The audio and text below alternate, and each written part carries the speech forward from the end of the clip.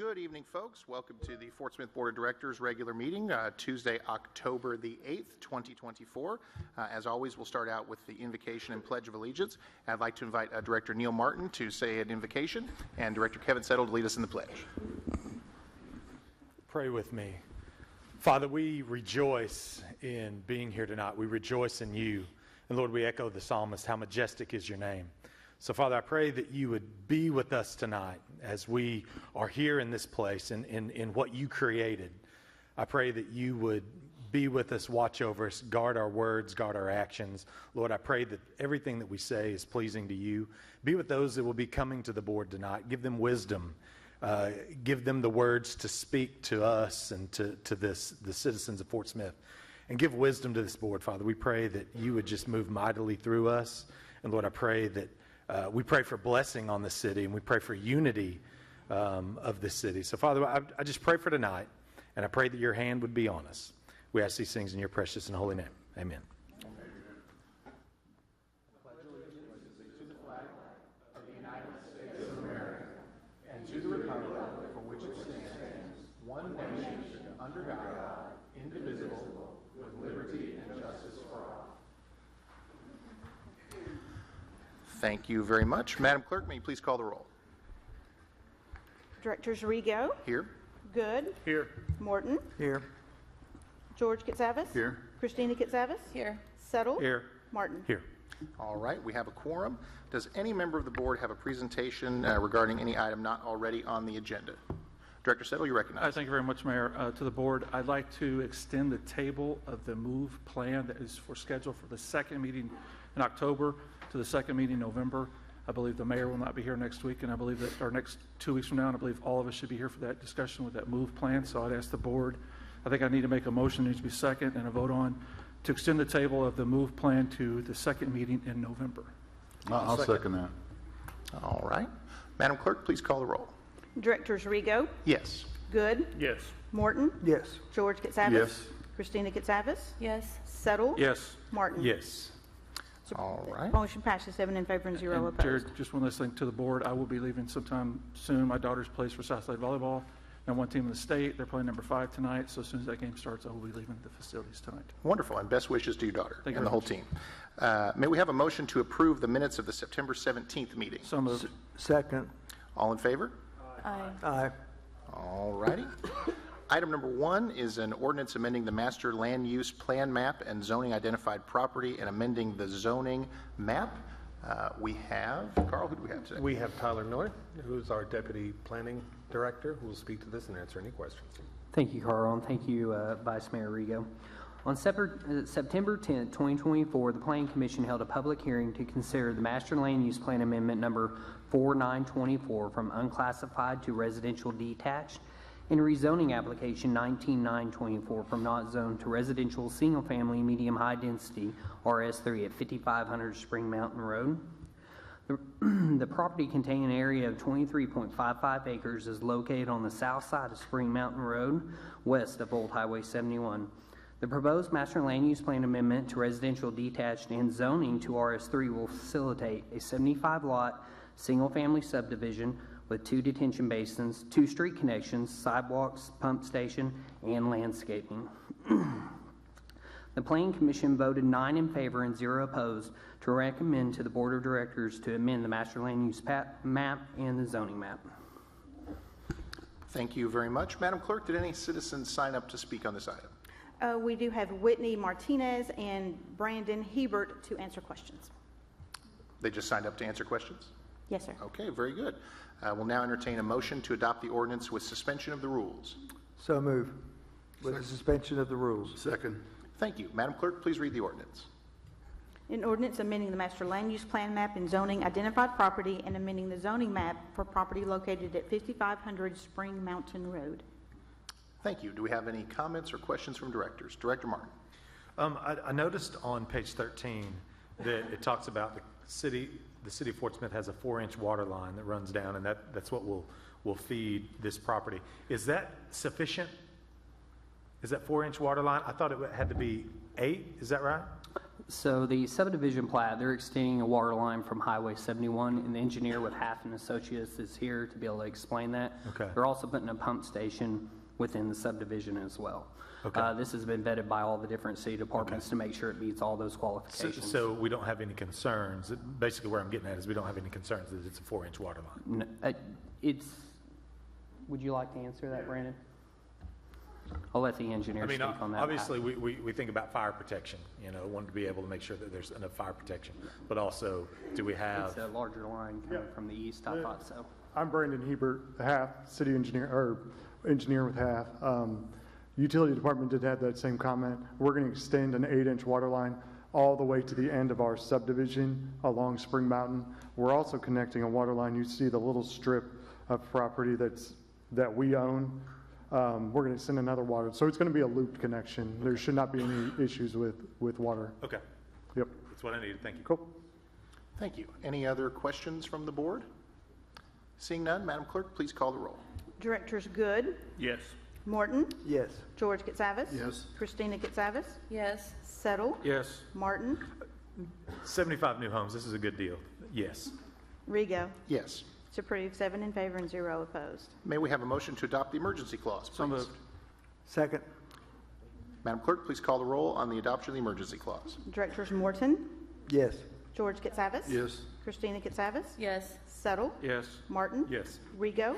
Yes. Good. Yes. It's approved, 7 in favor and 0 opposed. Thank you. Item 2 is an ordinance amending the 2019 Unified Development Ordinance of the City of Fort Smith. And again, Tyler Miller will speak to this and answer any questions. Thank you, Mr. Gefkin. On September 10th, 2024, the Planning Commission held a public meeting to consider amending the Unified Development Ordinance for signage in the overlay districts. The City of Fort Smith currently has 4 overlay districts. Each of these overlay districts were developed at different times and had different signage standards. Since 2018, the Board of Zoning Adjustment has granted 10 zoning variances to the sign standards for overlay districts. Staff proposes to standardize the sign language for all overlay districts, as well as amend several of the sections that are antiquated. Below is a list of amendments that we are proposing in the overlay districts. The removal of the requirement to locate a monument sign within a certain proximity to a property line, allowing the entirety of a monument sign to be used for advertising purposes, allowance of product advertising on permissible sign types, allowance of banners on a limited basis for special events and new businesses, allowance of facade signage on accessory structures, and allowance of business park retail center signs to advertise businesses located within the park or center. The Planning Commission voted 9 in favor and 0 opposed to recommend the Board of Directors approve the UDO amendment. Thank you for that presentation. Madam Clerk, has anyone signed up to speak on this item? None indicating. All right, then we need a motion to adopt the ordinance with suspension of the rules. So moved with suspension of the rules. Second. Madam Clerk, please read the ordinance. An ordinance amending the 2019 Unified Development Ordinance of the City of Fort Smith. All right, any comments or questions from directors? Seeing none, Madam Clerk, please call the roll. Directors George Katsavas. Yes. Christina Katsavas. yes, Settle, Yes. Martin, Yes. Rigo. Yes. Good. Yes. Morton. Yes. It's approved, 7 in favor and 0 opposed. All right, now we need a motion to adopt the emergency clause, please. So moved. Second. Madam Clerk, please call the roll on the emergency clause. Directors Christina Katsavas. yes, Settle, Yes. Martin. Yes. Rigo. Yes. Good. Yes. Morton. Yes. George Katsavas. Yes. It's approved, 7 in favor and 0 opposed. Thank you. Item number 3 is a public hearing and ordinance amending ordinance number 87-22 and granting a non-exclusive franchise to Westark Taxi LLC to operate a taxicab service in the city of Fort Smith. Madam Clerk, is there anything you wanted to say by way of introduction? Yes. Let me just, in 2022, the Board of Directors granted a non-exclusive franchise to operate a taxicab service in the city of Fort Smith to Mr. Jerry Burnett, doing business as Westark Taxi LLC. The franchise was granted for a 2-year period and expires on October 31 of 2024. On September 4th of 2024, Mr. Burnett submitted a formal request to renew the franchise, and although the initial franchise granted in 2022 was for a 2-year period, the request includes a request to grant it for a 5-year period on the second go-around. This is a typical protocol. This is typically what we do for taxicab franchises. We'll start out with 2 years, and then if everything stays in compliance, we'll go for 5. Copies of the current certificates of insurance and city-required inspections for all taxicab vehicles, as well as the required $5,000 surety bond, are presently on file with the city clerk's office, and therefore the Westark Taxi is in compliance with all requirements to operate the taxicab service. Westark Taxi maintains a valid business license in the city of Fort Smith and remains registered with the Secretary of State to conduct business in the state of Arkansas. As stated, the initial non-exclusive franchise was granted to Mr. Jerry Burnett doing business as Westark Taxi. However, in review of the ordinance, the city attorney did recommend that the franchise be solely in the name of the business as opposed to the individual. So we did contact Mr. Burnett, and he consulted his attorney, and they both did agree. So therefore, the ordinance presented does make that amendment to put it solely in the name of Westark Taxi. The Fort Smith Municipal Code requires that the Fort Smith Action Center phone number be posted in each taxicab, and that number actually comes into the city clerk's office. And I can report that in 2 years of operation of Westark Taxi, the city clerk's office has received no citizen complaints against Westark Taxi. As required by law, 3 copies of the proposed ordinance has been on file in the city clerk's office for public review, and notice of tonight's public hearing was published in the River Valley Democrat Gazette on Sunday, September the 29th, and also as required. The city of Fort Smith actually has 2 taxicab services. It does require that when one is requested for operation and renewal, we do notify the remaining taxicab services, and so that has been done by certified mail, and we received no response. Thank you. Thank you. Now I'm going to go ahead and formally open the public hearing on this item and ask the clerk if any citizens have requested to comment. None indicating, but we do have Mr. Jerry Burnett here to answer questions. Thank you for being here, sir. In that case, I'll go ahead and formally close the public hearing and ask for a motion to adopt the ordinance with suspension of the rules. So moved, suspension of the rules. Second. Madam Clerk, would you please read the ordinance? This is an ordinance amending Ordinance 87-22 and granting a non-exclusive franchise to Westark Taxi LLC to operate a taxicab service in the city of Fort Smith. Thank you. Any comments or questions from directors? Mayor, I just have a quick question. Yes, go ahead, Sure, Director. this is a Cassavas. two-year, for 2 years? No, the renewal will be for 5 years. 5 years, okay. The initial was for 2 years. Okay, thank you. Any other questions or comments? Seeing none, Madam Clerk, please call the roll. Director Settle, Yes. Martin, Yes. Rigo, Yes. Good, Yes. Morton, Yes. George Katsavas. Yes. Christina Katsavas. yes, It's approved, 7 in favor and 0 opposed. Thank you. May we have a motion to adopt the emergency clause, please? So moved. Second. Madam Clerk, please call the roll. Directors Martin, Yes. Rigo, Yes. Good, Yes. Morton, Yes. George Katsavas. Yes. Christina Katsavas. yes, Settle. Yes. It's approved, 7 in favor and 0 opposed. Thank you very much. Item number 4 is an ordinance establishing a utility advisory committee as a standing committee to research, review, and investigate issues regarding water and wastewater utilities and make recommendations regarding such utilities to the board of directors. Mr. Administrator, what do you have for us tonight? I'm going to ask our Deputy City Administrator, Jeff Dingman, to speak on this and answer any questions. Thank you, Mr. Gefkin. This item is a result of the discussion at the September 24th study session, where the board asked that an ordinance establishing a utility advisory committee be placed on this agenda. This ordinance creates a 7-member committee made up of 3 board members and 1 citizen from each ward that would meet at least monthly to discuss concepts, projects, and ideas related to water or wastewater issues and make recommendations related to utilities to the board of directors. Thank you. Madam Clerk, have any citizens signed up to speak on this item? Yes, we do have several. The first being Joey McCutcheon. Okay. And as a reminder, in this portion of our agenda, folks have 2 minutes for their comments. Welcome, sir. Thank you. It's the job of the administration to research and investigate the consent decree. It's the job of the administration to come up with concepts, projects, and ideas. By all objective criteria, Mr. Gefkin has been a complete failure in this regard. So why now, after in 2021, when the board was claiming that they were under a protective order, that they could not discuss negotiations with the federal government, why now are we having this committee? why don't you meet monthly? Because this board is accountable to the people. We elect you. We don't elect, if Mr. Morton, who I call this the LaVon Morton law because he is the most knowledgeable citizen probably in the entire city on this issue, but what we need is the board meeting monthly because you're accountable. We can fire you by our vote. But what we don't want is another committee like the Move Fort Smith committee who hands you over your cover. Because I think it is cover when you have a committee, because you can blame it on the committee. Oh, this committee of citizens wants to do this. So you have no accountability. Why would you have a hybrid committee where you have 3 board of directors and 4 citizens? Why not all citizens or all board of directors? There needs to be some accountability. There's got to be accountability. You haven't made this a priority.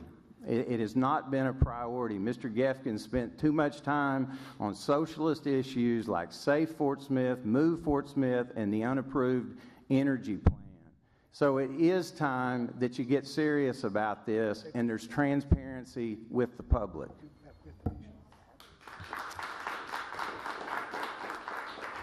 Next, we have Dan Williams.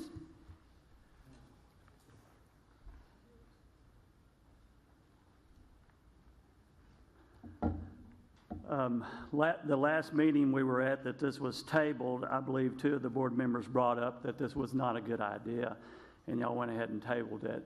And I have to agree with the 2 board members that said it was a bad idea. I believe that transparency is very important, and I believe that we will have more transparency and accountability if y'all will do your job. If you can't do your job, then let us know and we'll find someone who can. I believe that this committee review to investigate issues regarding water is a big issue, because if it wasn't for the water bill and this water issue, wastewater issue, I wouldn't even be standing here tonight. Several months ago, y'all had a meeting at the park. I went. Mr. Carl Gafton was there. A lot of y'all were there. We were talking about water leaks. I stood up and I said, man, I got water leaks all over. It took 4 years to get my water leak fixed. And it got fixed because we got a hold of Neil Martin. He was able to get it fixed. It wasn't a big deal. But the arrogance that came out of Mr. Carl speaking to the people that were there, although there was a handful of people there, it threw a big red flag up for me, and it made me realize something. This man that's in that position needs to be fired, and y'all need to find a replacement. I haven't heard any talk about that, but I hear a lot of talk about it in this community. And I have nothing personal against him. I just know when people can do their job and can't, and when you can't do your job in that amount of time, there's a real issue. And so I believe that you need to take a stand tonight as the board. I believe you need to not vote this in, and I believe that you need to look at your jobs and be responsible with the people and be transparent. And however you do that, I believe it will create a better community, and people will know what's going on, and you won't have upset citizens. And honestly, I'd like to go back home and do what I was doing before, like some of y'all would rather me do anyway. So.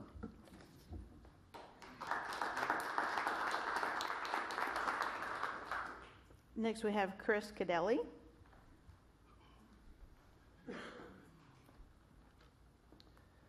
Yeah, I'm just going to echo and agree with everything the previous 2 gentlemen just said. I oppose this formation of this committee. I believe that this committee will become a dumping ground for the work and responsibilities belonging to the board. The committee would likely have no real power or authority, and almost assuredly become the scapegoat for the failures of this board, the city administrator, the mayor. The board of directors should be scheduling additional board meetings, requesting whoever they need from the city to be there to consult with,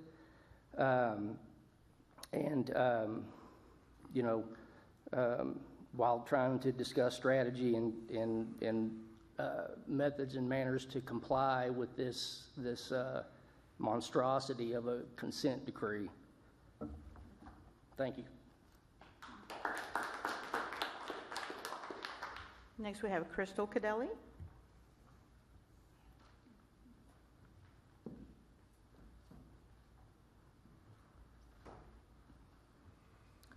Although I think that the committee is, potentially a good idea, I have to agree with Joey and Chris that with a committee with no power to make change and just recommendations, I think that is a lot of responsibility, and I think a lot of blame can go on that committee that shouldn't. So, I have to disagree with the committee just based on the fact that they have no power for change. And, I think the ideas should have came long, long ago. I will reiterate every time I get up here that I understand that we are dealing with our, past over multiple years of not doing what we should do as a city. But the truth of the matter is we've had, almost 12 years, 8 under Gefkin, to try to come up with something. And now we're just in panic mode and grasping at straws. And I just think that the city needs to do their due diligence, and they need to have a plan. We still don't have a plan. And that's all I'm going to say. That's all for item 4. All righty, thank you. We're looking for a motion to adopt the ordinance with suspension of the rules. So move. With suspension of the rules. I'll second. All right. Madam Clerk, please read the ordinance. An ordinance establishing a utility advisory committee as a standing committee to research, review, and investigate issues regarding water and wastewater utilities and make recommendations regarding such utilities to the Board of Directors of the City of Fort Smith. Thank you. Do we have any comments or questions from directors? Director Morton. Well, I just want to comment on what I see as the purpose of this. I mean, I recognize that as an advisory committee, it doesn't have the power to actually enforce anything on the board, but I've also observed that over the years that these issues that relate to water and wastewater are very complex. And, having sat through a number of 3-hour meetings recently, and going back over the years, many 2-hour meetings, there's not going to be enough time in a board meeting or a single study session to dig into these issues the way that I think they need to be, because there's so many other pressing things we deal with. So what I'm trying to do here, what the idea is to establish this committee and have it focus on the things that we all are aware that need more information.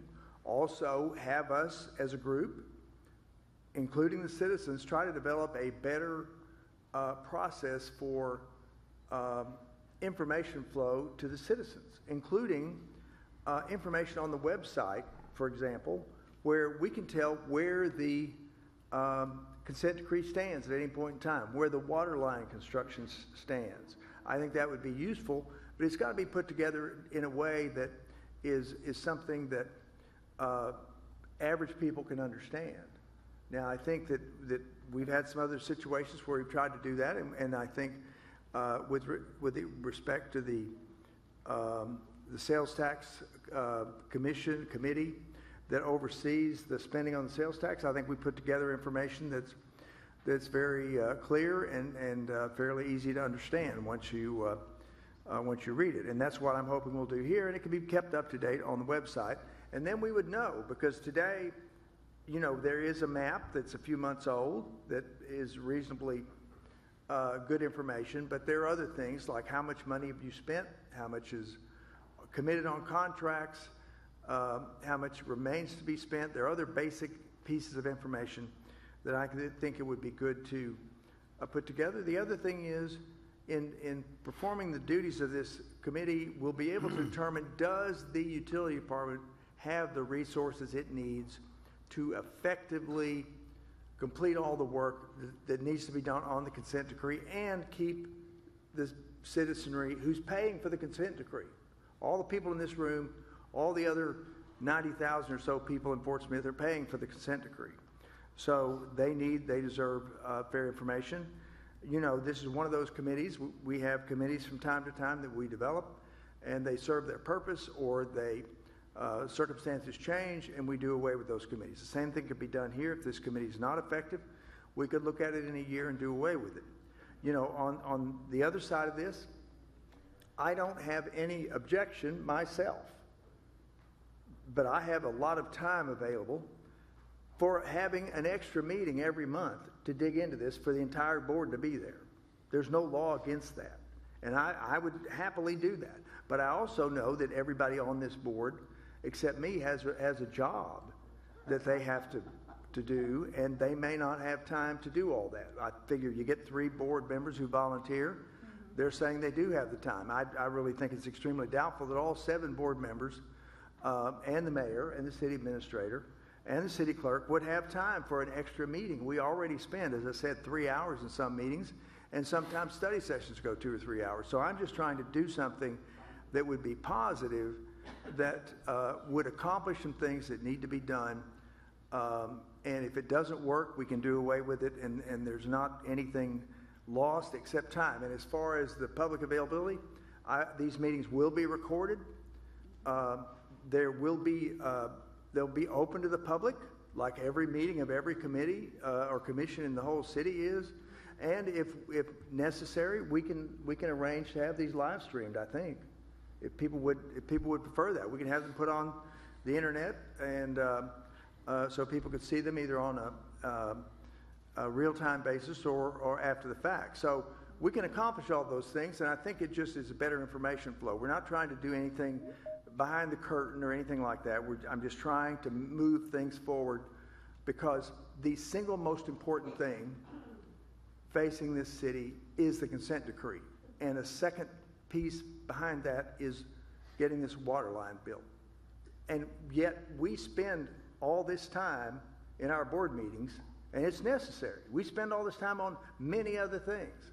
We need a vehicle to focus 100% on those 2 things only. A block of time that's set out every month. That's my statement. Thank you. Director Good. Thank you, Vice Mayor. To me, the advisory committee, like so many others, give recommendations, as a committee. The time that these individuals give are appreciated. Their time, the consideration of the matter, their input, their intelligence that they bring, and their expertise that they bring, all appreciated. Can't think of one time that the board has ever taken considerations and through any commission that's willing to give of their time and expertise under the bus in any kind of way, or use them as a scapegoat. But I had previously said the very thing about just allowing board members to have an extra board meeting, whatever the case was, to address these issues. But with board discussion, I agreed that the transparency that so many people talk about so often, the need for more transparency, asking for more transparency, that, sure, we could do that in any way that we need to, whether it's this committee or other board meetings. And again, for me to have scheduled board meetings, if I was going to have to attend, would be better for me, so I could be off work. I could, schedule a time to be off work. But yeah, so again, we had board discussion on this. I'm not certain where the board is now, but either way we go, the board is going to be involved, can be involved, and should be involved. Thank you. Thank you. Director George Katsabis. Lance. Carl, see the one answer questions about this, Lance.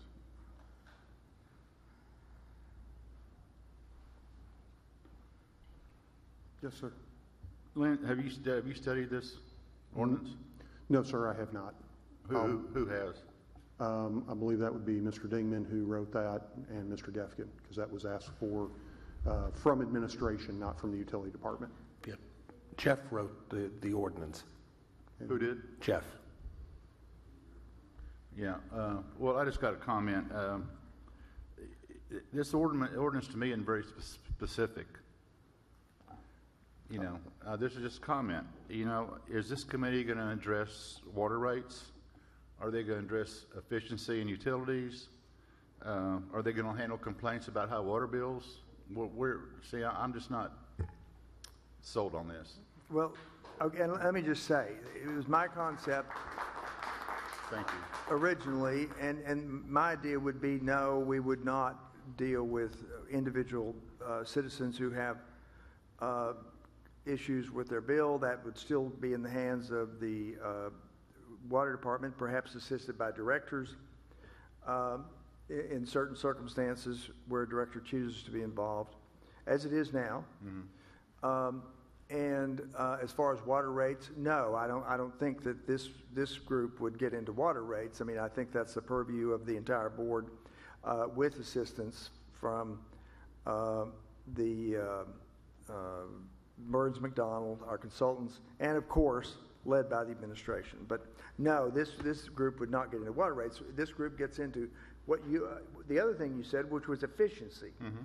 Is there some idea from some outside party of how to approach this in a more efficient way? And I've said several times in public, one of the things I would want this committee to do is look into discussing with a really large sewer engineering firm, sewer construction engineering firm, which there are several within the United States that do over $1 billion in revenue, $2 to $3 billion. And who undoubtedly deal with much larger projects than what we have here in larger cities. And those people have direct experience in doing what we're trying to do, and they may have, you know, I've learned in my professional career, there are a lot of smart people in the world. It's not a limited number. And maybe some of those people would have a really good idea on how to make this more efficient, reduce the time it takes to do it, keep the cost down, and limit future rate increases. You know, that's one of those things, there's no downside to trying that. Maybe you spend some money on a consultant, but if it doesn't work, it's still worth the effort, because there may be something out there that will really help us, but we'll never know unless we try to find out. So that's my yes, sir. But Lance, shouldn't the utilities department be bringing us this information? So we have a lot of what has already been discussed by the board. They don't have. They're not. Their decisions aren't binding. Like Ms. Cadelli said, they have no power. Correct. That is to do an advisory committee, that is by state statute, that they have no power for an advisory committee. But we have already looked at and actually are under contract already with a large engineering firm that has worked with us to find efficiencies on the consent decree. A lot of these we've already addressed and have tried to provide that information. However, as discussed here, we have not had large study sessions that were in-depth on one topic. And that becomes a kind of a question to your point of it being vague. Are there time limits on these meetings? Are we looking at, Director Morton talked about a 3-hour meeting. Are these meetings going to go half a day, 8 hours each month? What is the time frame to delve into it? So again, I have not read the ordinance, and I apologize for that. I just have not had time. Okay, thank you, Lance. Thank you, Director Katsavis. Thank you. Director Neil Martin was next. You know, one of the things that we do when we're board members, and you realize you get in government, you're like, it doesn't go fast enough. Like you want to evoke change, and you want to move quickly. But I think what I'm hearing is people want us to slow down, and I think that comes out in some of the people that we've had here, and the people that expressed frustration about water rates and consent decree and slides and all that kind of stuff. And so I feel like that's really, people want a better understanding of some of these big items that are affecting us, that are affecting them. And I think we as a board need to start drilling down into that. And if that means we need to pull back on some things, I think we need to pull back on some things. And if that means we have to slow down on some things, we do. But I think people have to have a better understanding of what's happening with water and sewer, so that we don't have. I mean, there's a lot of frustration with the board because I don't think the information is going out. We might get it, but I don't think it's going out. And so I think we might need to pull back, and that's why I feel like, I agree with some of these folks. I was writing down some information as I was preparing for tonight, and I kind of feel like this is my job. I do feel like it's my job to get these things. And I know when we were going through the water rates, we were asking questions, and it wasn't until I got the last bit of information, which was related to the bond covenants, that really made me say, this is something that I think we had to do as relates to if we're going to take on debt. And if we have a bond and we're not meeting the requirements of that bond, it's like your mortgage. If you're not able to make your payment, I think that's a problem that the individual has, and the city had the same problem. We couldn't meet the covenant of the bonds that we took out. So I felt it was a responsible thing to do. But up until that point, I wasn't ready for it.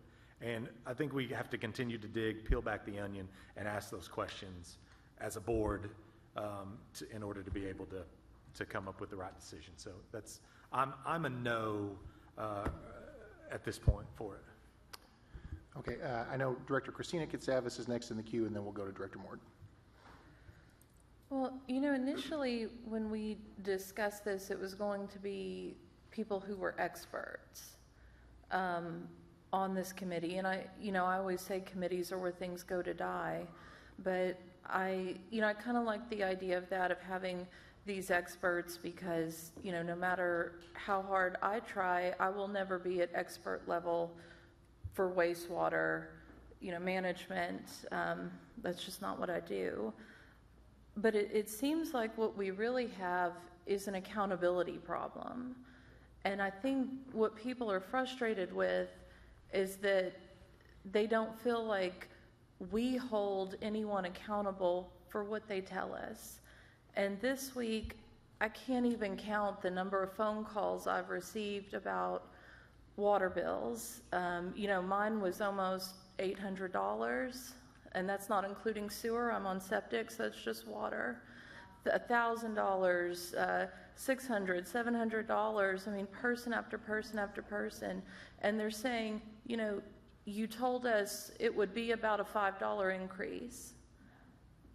And I said at the time I didn't believe it when that guy from what's the Burns McDonald, when he was here, I said, I don't believe you.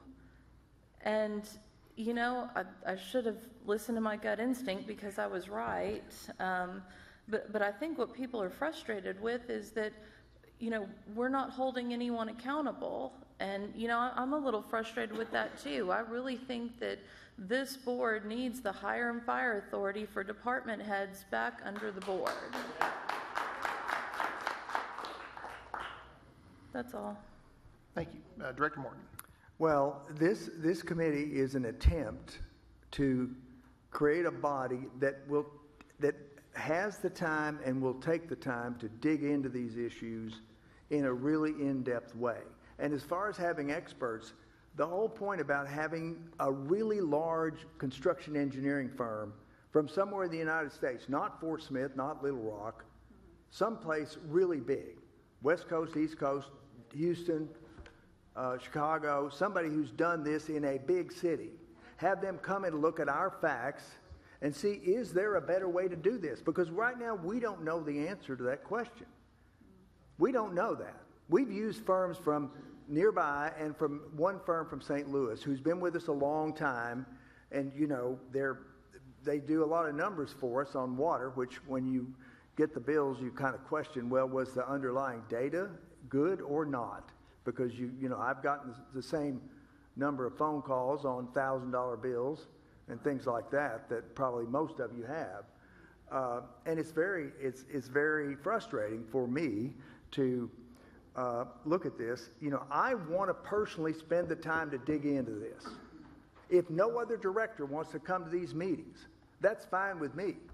But I'll take any 4 citizens and me, and I'll spend as much time as necessary to dig into these things. I think it's something that needs to be done.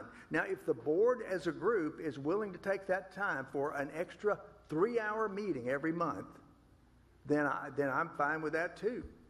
But I'm not asking people to do that because I don't necessarily know that you have the time. You have families, you have jobs, and I know that.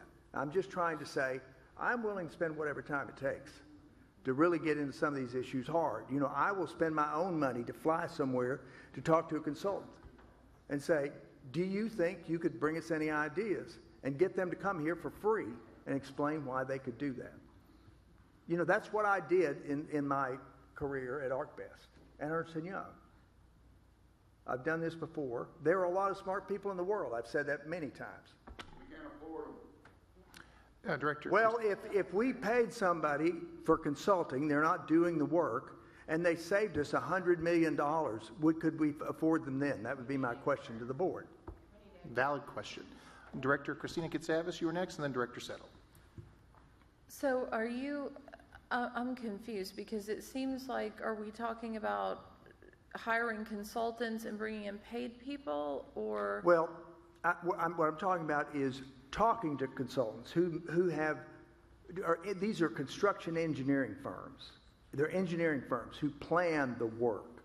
They may have a construction arm, but maybe not. The firm that we talked to about the landfill extra cell was not a construction company. They were strictly a consulting firm, but we were looking at a $9 million contract, and this is a good example of that.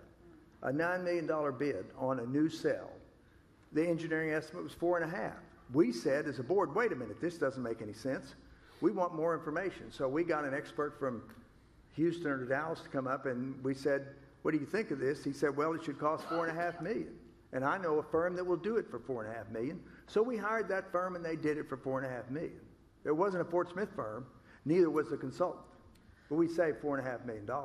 So, initially when we talked about this, I was imagining, wastewater experts from some of the big companies around town, OK Foods, or people that, that deal with this.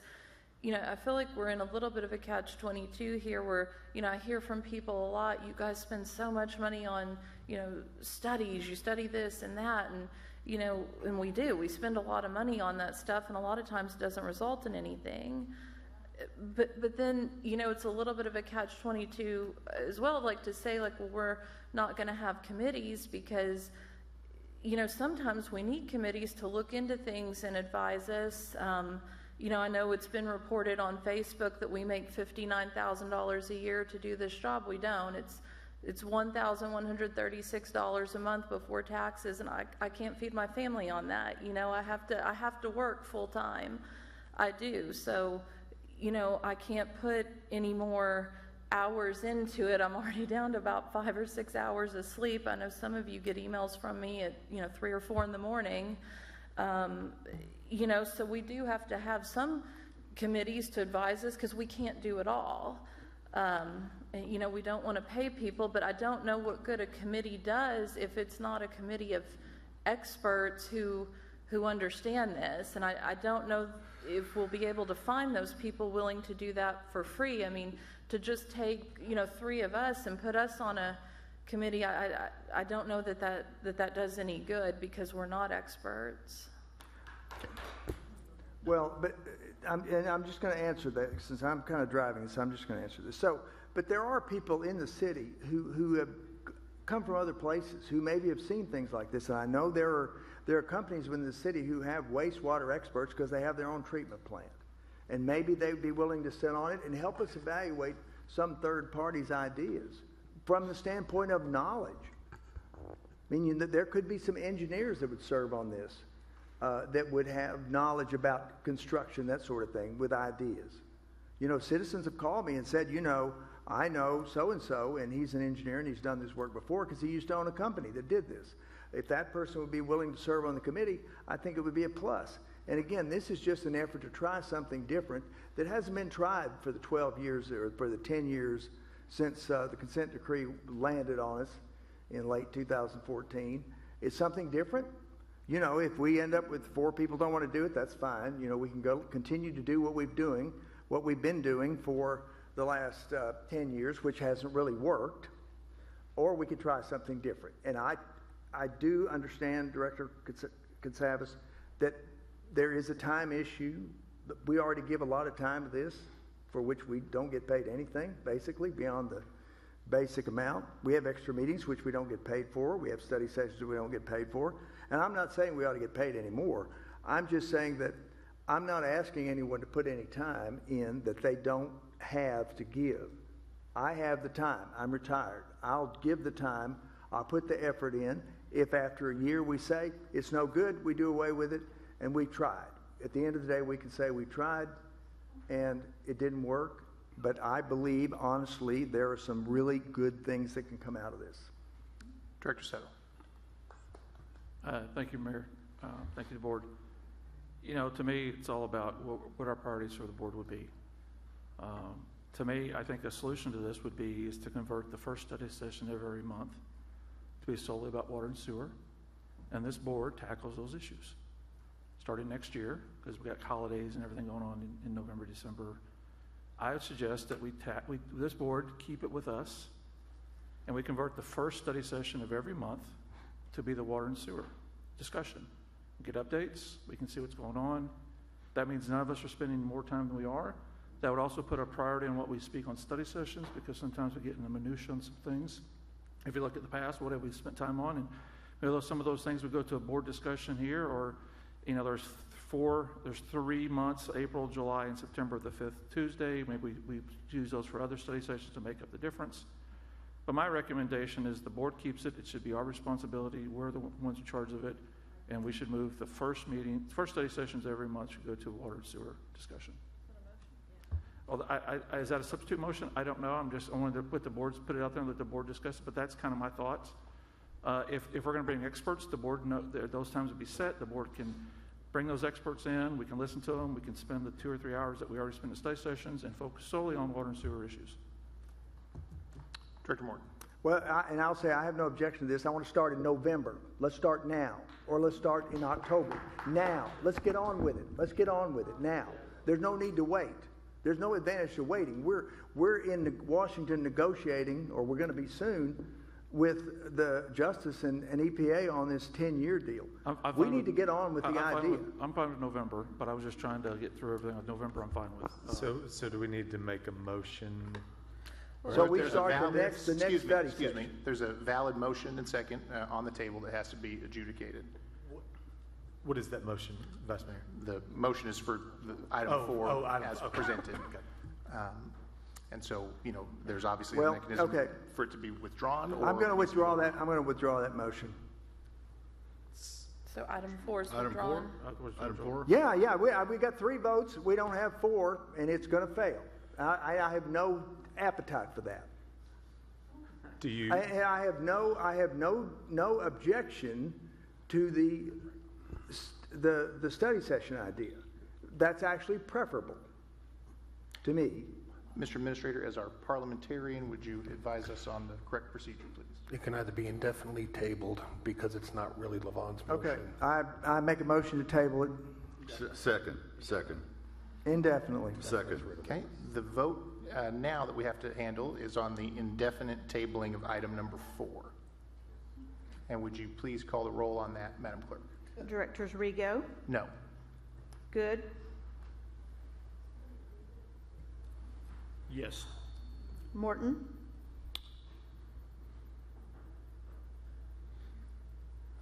Yes. George Katsavas. Yes. Christina Katsavas. Yes. Settle. Yes. Martin. Yes. The motion passes 6 in favor and 1 opposed.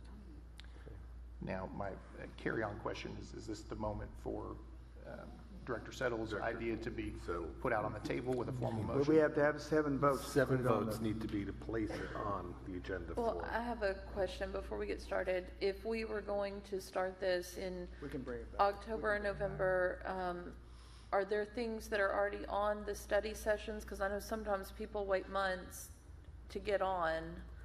You know, if they've been waiting for a study session for this month, you know, I hate to tell them they've got to wait another couple months. Yes, on the November 12th, which is the first study session of the month, What about October? What do we? we've already had our. Already had the first. No, we study have not. We can change it. We haven't had our first study session. This is the first meeting of the month, first study session. So then we have the 15th. The first study session's next week. I just didn't want a situation where people have been waiting to get on, and then next week they're told they have to. It's the review of the cybersecurity insurance proposals, departmental service objections, and the review of the first 5 CIPs. My motion will be to, I'll make it simple. My motion is to bring to the next board meeting an outline that converts the first study session to every month starting in November of 2024 to be the water and sewer discussions going forward. This is a motion for us to, plan for us to vote on at the next. That's what I think. I think that would be the cleaner thing to do is put a resolution out there, an ordinance that states that the first study sessions of each month will be the water and sewer subcommittee or water and sewer discussion by the board of directors, and it'll be the 7 of us talking about it starting the first meeting in November of 2024. Second. Okay. We have a motion and a second. Is this? It only put takes on 2 to place on a future All right, agenda. very good. Thank you all very much. To be continued on this particular topic. Item 5 is a resolution of the City of the Fort Smith Board of Directors that the desired location of the city administrative offices is in downtown Fort Smith at the 623 Garrison Avenue facility. Mr. Administrator, any comments on this item? I'm going to yield this to Jeff Dingman, our Deputy City Administrator, who's worked on this. Thank you, Carl. This item is a resolution expressing the board's preference and support for City Hall to remain in downtown Fort Smith at the 623 Garrison Avenue facility. This resolution does not speak to the specifics of a project to purchase or renovate the building, but it does provide direction to staff to focus on that specific goal without further discussion of alternative locations for Fort Smith City Hall. If this resolution is approved, staff will continue to explore financing alternatives, including potentially partnering with the CBID for purchase of the building. Any arrangements or agreements of that sort will be brought to the board for approval in the near future.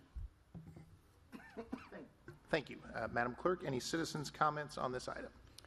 Oh, yes, we are item 5, right? Yes, we do have several. I'm sorry, the first being Crystal Cadelli.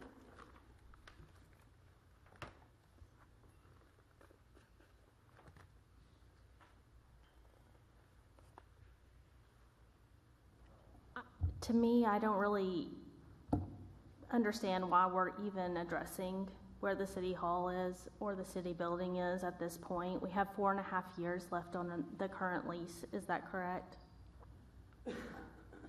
Yes. Yes. Okay.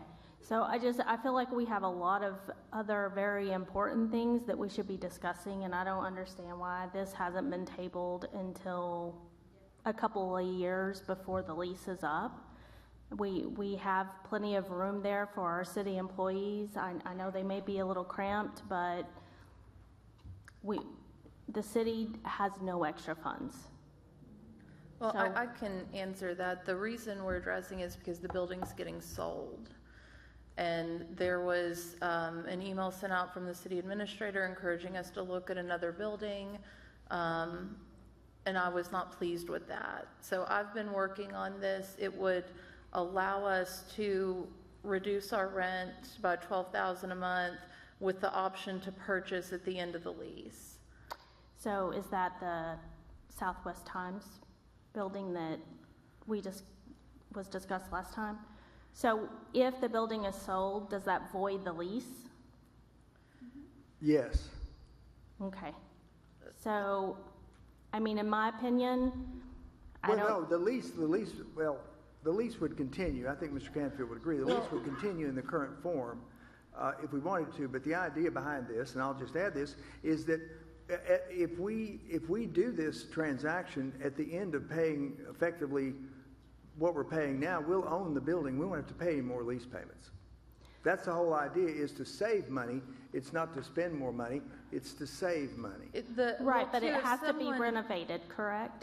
No, it The doesn't. Southwest Times building does not need to be renovated? Oh, I thought you meant our building down here. No, it doesn't. If someone else were to buy the building, they may not let us be in a situation where we could lease to own. We could be leasing indefinitely. Correct, but we still have 4.5 years to decide that. Right, but The again, I'll building's just getting say, we can sold. take the money we're paying for the lease, and it's like renting versus owning a house. You can either rent the house forever and have zero ownership, or you can make the same payment and own the house if you think you're going to be in the same location. That's what we're looking at. Understood, but if you have renovation that you have to put into the other building, then you're better off renting the 4.5 years until you can find a building that maybe has less renovation needs. No, we're not doing any renovations. Nobody's doing renovations. The thing is, if the building is sold before the end of the year, whoever buys it may not give us the opportunity. We may just be leasing forever. We may not get an opportunity again to buy. And so we're paying now, is it like $37,000 a month and $38,000, and it'll go up $1,000 a month every year. With the lease we're looking at, we would have the whole building. Now we only have about half, and it'd be about $25,000 a month, so it would be cheaper with the option to purchase after 5 years or extend for another 5 years and do it until we can buy it. And like I said, I'm not opposed to staying downtown or leaving downtown. Financially is what my concern is. If the Southwest Times building will hold the employees as is and it saves us money, wonderful. But if we're going to have to go in and put millions of dollars of renovations in, then I think as of right now, we should just stay where we are until we can get financially stable. The other side of that coin, and I think I said this when we met last time, over the years, like as long as we've been leasing the building, we could have bought it like twice. We could have bought it with the slide money. We could have bought it with the slide That's money. what I said. Yeah. That's what I said. Yeah. I mean, Ma'am? and that's exactly Ma'am? kind of my point. Ma'am, did you have any further comments? I know we're a little off protocol here. No, Usually I cut her off. I cut her off.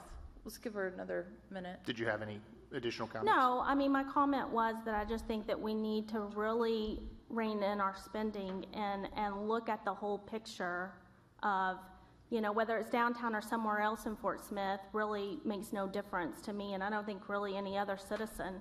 I just think that we need to look at all the financial aspects of, how we're spending our citizens' money, and the fact that, like I said, we spent $4 million on a slide that could have bought our city building.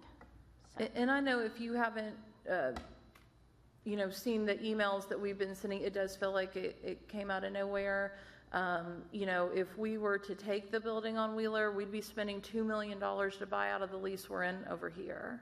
And it didn't make financial sense to me. So we've got a situation where we can be paying less than we're paying now with the opportunity to own. I'm not in favor of renovations. If we, look at the lease like we've talked about, we'll have the whole building. So a lot of what they were talking about with renovations was to make more room within the floors we have. We would have the whole building, and it would allow our people to spread out, because like is it neighborhood services where everyone's so cramped? I mean, it's just desk to desk to desk, and nobody should have to work like that. But I mean, it may not be the Taj Mahal, but everybody will be able to, have an office and have space where they're not on top of each other. And I think it'll be about $12,000 a month less. Sorry, Thank you. Thank you. Madam Clerk, who's next? Next, we have Brian Westney.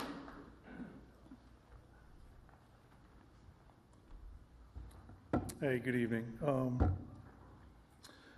So kind of on what we were just talking about there, I'll start there first, is I think during the last discussion board that you guys had, there was renovation of the current building in the tune of like 14 million, 15 million you guys were discussing. So now we're saying that there's not, because I remember writing in my notes about $20 million is what it's going to cost us to stay in the current building. And that's why I think a lot of us were wondering, why isn't going to Wheeler? Even if we have to spend $2 million to break our lease, you know, if it's a $2 million, $3 million building, and we add $2 million, we're $5 million into it versus 20. And then that's not even renovating the whole building. That's just renovating the parts so you guys can spread out. That's what was discussed in the last meeting, because I was just floored that we're thinking about buying a building and then having to renovate it for around the tune of $20 million when there's another building sitting out there with maybe some tweaks in it, and it would be better. But so my one concern, guys, or I got a lot actually, but is the amount of debt, you know, that this city's in. I've only been coming to these meetings a very short amount of time, but we are always buying things. We are always going into debt. We are, you know, you guys already mentioned the bonds. We've already screwed up the bond stuff. So, I mean, we got the solar project plan at $22 million that we're going to be spending money on. The Move Fort Smith plan, $292 million. Granted, there'll be some grants in there. The Safe Fort Smith, the unapproved energy plan. All we do is go into debt right now. At what point are we going to stop going into debt? And it's not small debt, it's millions upon millions. That's a big amount of money. And I totally agree that now's not the time. I mean, you're saying that we're going to stay in Fort Smith, sir. I think that's what you mentioned. We're going to stay in Fort Smith. The resolutions to stay downtown, but we're not going to talk about the costs. Well, that's the most important part to talk about, is how much is it going to cost us to stay downtown. We don't have to say, hey, I'm going to live in Beverly Hills. I mean, I can say that all I want. I just can't afford it. So you guys, if we can't afford to stay downtown, we just can't afford to stay downtown. Maybe once we get our stuff together, we can eventually maybe move back or something like that, get a good deal on a building. But right now, we will have to renovate the downtown to make it bigger and for us to spread our wings. So I think a $20 million building versus a $2 to $4 million building makes a little more sense right now in a budget state that we're in. I would just love for you guys to maybe eventually or at one point stop spending money and start showing us how you're going to start saving money and applying it to the consent decree. I appreciate it. Well, Next we have Joey McCutcheon. I would just say it's not a $20 million building. I think, Jeff, what's the number on the building? About 4? The number's about 4. Downtown, and 4. it's correct. I'm not doing $14 million renovations. I mean, the idea was when we were talking about the lease, I think the end of last year, it was how do we make more room within the footprint we're in. But with this deal, we would get the whole building. We're only in like half the building now. Correct, So but the whole building needs to be renovated. There's no need for renovations. Okay, I'll go back no, and the other watch floors- the meeting from last time. No, but the no meeting- board member ever said anything about renovation. There's The administration did, no board member. The other floors are nicer than the floors we're already in. I mean, I went and toured them. They're in good shape. They just need a little cleaning, but they're in good shape. I appreciate that. Excuse me, please. Yeah. I would just ask my colleagues if we could follow the well-established and well-worn protocol when it comes to citizen comments on items. Let's hear the input from the citizens, and as we have thoughts or responses we want to share back, let's have that happen in our director comment period. Thank you, sir. Thank And you, I sir. just got Who's one next, more. Madam Clerk? Thank you, sir. Oh, you cut me off. I still had 45 seconds sitting on the clock before she said something. You may finish very briefly, There's sir. no way I went 45 over. Sir, Okay, you so may finish very the briefly. only thing I said, okay, so you said the administration mentioned 14 million and you, the board of directors didn't, but $14 million in renovations was talked about in the current building. So whether you guys are approving or not, they're thinking about it. Thank you. Madam Clerk, who's next? Next we have Joey McCutcheon. Well, when you're spending other people's money, it comes pretty easy. Why would you sign 6 months ago 60,000 square feet and you know you're only going to use 34,000 of that? That's a waste of money. That's a total waste of money. 34,000 a month times 54 months. You just signed a lease. Now we're going to pass a resolution that says that the board, whether or not the board prefers the city offices to remain in downtown, you just signed a 5-year lease. Does that not speak to the board's intentions to be downtown? But let's get to the real crux of the matter, right? The Central Business Improvement District. What I in my Facebook called the downtown dudes. That's who's controlling this board right now. When they say jump, you say how high. And that's what's controlling the board right now. And you need to tell the people, who is the CBID and why are they going to why are they going to buy the building and then make us pay the loan? And who's profiting on that? Is the CBI, what bank is gonna write the note? What if the city misses their loan payment? Who pays then? So why don't we answer some of those questions? I mean, clearly it was your intent to stay downtown. I mean, there's nothing more clear. And then you've got the future Fort Smith committee who's referenced in the email that says the city will capitalize on the city municipal presence downtown. I mean, who is the future Fort Smith? That's your job. It's your job. It's what we were talking about in the last session. We elect you as the board to fire Carl Gefkin, to not rely on a bunch of committees and downtown districts. But the downtown district, make no mistake about it, is running this town and profiting at every turn, or they wouldn't be sitting in this room tonight. Next, we have Dan Williams.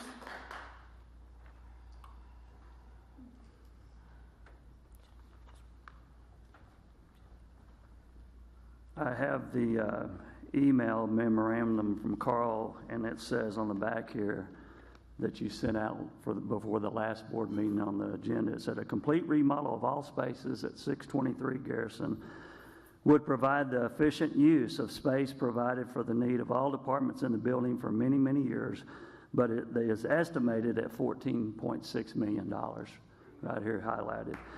And so, I do have a simple solution, and I don't know that you're ready to hear it. But the truth is that when you don't honor God, it all goes to pot.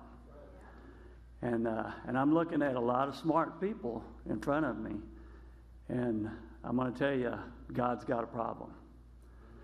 And you know what the problem is? People's hearts that don't know how to serve Him, don't know how to seek Him, and don't know how to trust Him. So, Levon, I like what you said. There's very few things that I like what you said. You're a smart man, okay? I like what you said a while ago. You're willing to put forth the effort.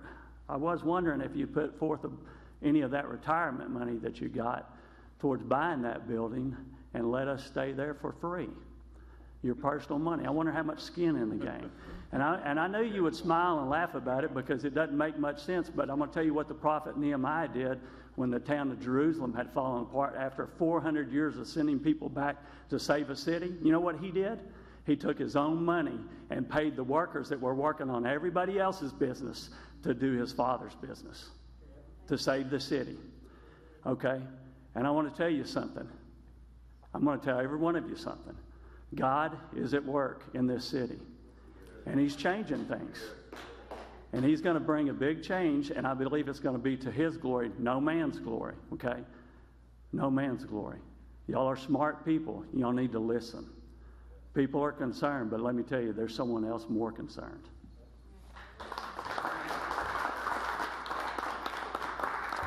I would just like to add, I know you have the email. Did you have my response to that in there? Oh, yeah. Where I said absolutely not on $14 million renovations? That wasn't added in the agenda we have. It wasn't added in the agenda. It was just... Oh, I thought you had a FOIA. Okay, I'm sorry. Madam Clerk, any other That's all folks for signed up? item. That's all for item All 5. right. We'll now entertain a motion to adopt the resolution here in item number 5. So moved. I have a question. 1 second. Second. All right. Director comment. I know Director Settle first, and then Director George Katsavas. Thank you, Jared. Thank you, Board. To the Board, to the public, when I sit here and think about this idea, The true question we should be asking ourselves, what do we want our modern city hall to be? The city hall of the 80s and 90s isn't the city hall of today. Things have changed, technology. How do we want as a board to govern, and how does the public, the citizens of our city, want city hall to be? They should have a say in what they want and where they want it at.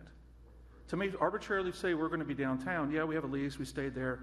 I'm a big proponent of 3600 Wheeler. It's move-in ready. It's less than $40 million bucks, move in. It's a $1.4 million buyout of the lease, and we're ready to go, modern city hall. But if that's not what the public wants, then I think we should listen to the public. We should have meetings with the public and let them tell us where they want city hall to be and what they want out of city hall. That's truly what this is about. To try to fit a building that was done in the 70s and 80s might not be what we want the modern city hall to be. Modern city hall could be virtual. Who knows what that's going to be in the future? But to arbitrarily say we're going to be downtown and a resolution that next board can change really doesn't hold weight. So in my mind, I'm not saying it's not downtown. It might be at Central Mall. It could be east side, west side, north side. I don't know that. But the citizens of our city should have a say in where the city hall goes. If we're going to have any inclination on a future city hall, it might be an existing building that we can renovate. I mean, how many times have we seen the old Circuit City building renovated, or actually a grocery store renovated? Or if you go to other cities, they've taken previous banks and converted to city hall. I've seen it when I travel the state. So to me, I'm going to be a no on this. I'd like to table it and maybe have next year we listen to the public, talk to them, see what they really want. We got 4.5 years left on the lease. We don't need to make a decision now. And let the public tell us where we want city hall to be. Director George Katsavis, then Christina Katsavis, then LaVon Morton. Director, was that a motion? You're going to make a motion to do that? I will after public comment, but I'm going to let the board have a say first. Okay, I'm going to defer to Director. Who's next? Director Christina Katsavis. Well, I believe we will have a lease that we can look at when, Jeff? Something with numbers and... Yeah, the CBID is working on a proposed lease for us to look at, but I mean, it should be relatively soon. I mean, there's not a situation in which we just ride this lease out till the end and whoever buys it is going to give us the same deal. I mean, the deal with the CBID, they bought this building and then we leased it and we got to buy it at the end for $10. It's the same thing. I mean, if any one of you had this opportunity for your house where someone said, hey, you don't have to lease anymore, you can pay less money, have more space, and own it at the end for $10, everybody would do it. I mean, it's a good deal. You haven't seen the terms yet. I've been going to the meetings and seeing what's going on with the terms, but we don't need the Taj Mahal. We don't need to go to Wheeler and spend $2 million to get out of our lease here and then buy a $6 million building there. I mean, it makes no sense. No, the city hall is not glamorous. City halls aren't supposed to be. I mean, it does what it's supposed to do. Director Morton. Okay, I want to correct something that Mr. McCutcheon said. You know, the decision we made in March was in fact not to do the 60,000 square foot lease, which had much higher rent. We adopted to stay in the footprint that we were already in and had been in for many years at rent in the $30,000 range, and the square footage that we occupy is maybe 40,000 square feet. And the reason we did that was because we really didn't have a plan to use that other space. We were getting by just fine, and we didn't need to spend the extra money for 5 years to do that. And I also wanted at that time to have an opportunity to buy the building within the term of the lease so we could stop the lease payments and make it effectively a payment on the mortgage, not on rent, which once you pay the rent, it's gone and you have no equity. So I agree with Director Christina Katsavis' comments about the building on Wheeler is a fine building. It is not as many square feet. It's about what we have right now. It would require some renovation. They have marble entries and really wide halls that are, you know, great for a big corporate office building, but they're very inefficient for a city government, and we don't need that. With the building we have has served us for many years. It has at least 15,000 square feet, and I have toured, like Director Christina Katsavis, the space. Stevens Production Company used it for their executives and for their accounting people and some other administrative people. It was not shabby space. It's not fancy, but it's very functional.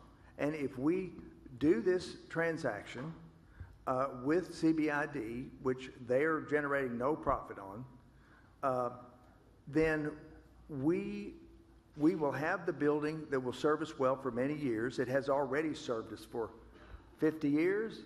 Is that right? We've been in it since the 70s? Yes. And it's been fine. And these office buildings can last 100 years or longer. So, I mean, economically it makes sense. It saves the city money. I thought that's what all of you were interested in. But what I'm hearing is some sentiment to spend $6 million on a building that we would have to then spend $2 or $3 million on renovating. And it wouldn't be big enough for what we need. That doesn't make any sense to me at all. And we would still owe the 5 years on the lease. That makes no sense. It's just totally off the table as far as I'm concerned. And my comment on the renovation is, not one person on this board ever agreed to spend $1 on renovation that I'm aware of. Now, there could have been private discussions I don't know about, but in a board meeting, we've never discussed spending $1 on that. And I wouldn't plan to. I'd use the building as it currently is until we could afford to spend money on renovations, maybe better windows to save on utilities. But if we couldn't afford to spend it, we don't have to. So this makes total economic sense, total practical sense to keep where the people that are doing their jobs where they are. They can be efficient and functional, and we will get extra space that will make it more efficient if we execute this transaction to effectively buy the building over 20 years. Need more space, less money. Any other comments or questions from the board on item 5? Motion to table item number 5. Second. I'd like to table it to a further study session. We'll move it to the second January of 2025. Madam Clerk, please call the roll on the tabling of item 5. No. Directors Good, No. Morton, No. George Katsavas. Yes. Christina Katsavas, That makes no sense, no. Settle, Yes. Martin, Yes. Rego. No. The motion is defeated with 3 in favor and 4 opposed. Madam Clerk, please call the roll on item 5. Directors Morton, Yes. George Katsavas, Can I ask a question? Carl? Sure. This has nothing to do with negotiating with the city. This No, it is does for the not. board to say that we want to stay downtown somewhere. That is correct. Okay, that's fine, yes. Christina Katsavas, Yes. Settle, No. Martin, No. Rego. Yes. Good. Yes. The motion passes with 5 in favor and 2 opposed. Thank you. Go Mavs. Item number 6 is a millage the millage ordinances 6A, 6B, 6C, and 6D. I understand our clerk is going to be introducing these items for us. Thank you. Mayor, I have a question. Can we do these collectively, A through D? Yes. Yes. Oh, okay. Yes, Good. yes, yes. Thank you. Save time. Okay, the ordinances before you are the annual ordinance that sets the millage rates for 2024, which are collectible in 2025. The 4 millage rates, they have been the same for many, many years. All are at their maximum per state law, with the exception of the city library. It is 5 for general purposes, 1 mill for the city public library, 1 mill for police and fire retirement. So it's a total of 8 mills, and this is before you for your consideration. Upon approval, what these will do, I will certify these to the county, which will go to the quorum court for their meeting in November. Okay. Mayor, I have a question. Madam Clerk, have any citizens signed up to speak on this item? None indicating. Okay, then we need a motion to adopt all ordinances with suspension of the rules. So moved, the suspension of the rules. Second. Madam Clerk, please read all ordinances. Okay. Item number 6A is an ordinance fixing the rate of, ordinance fixing the rate of and levying 5 mills upon all taxable real and personal property in the city of Fort Smith, Arkansas for the year 2024 for general purposes.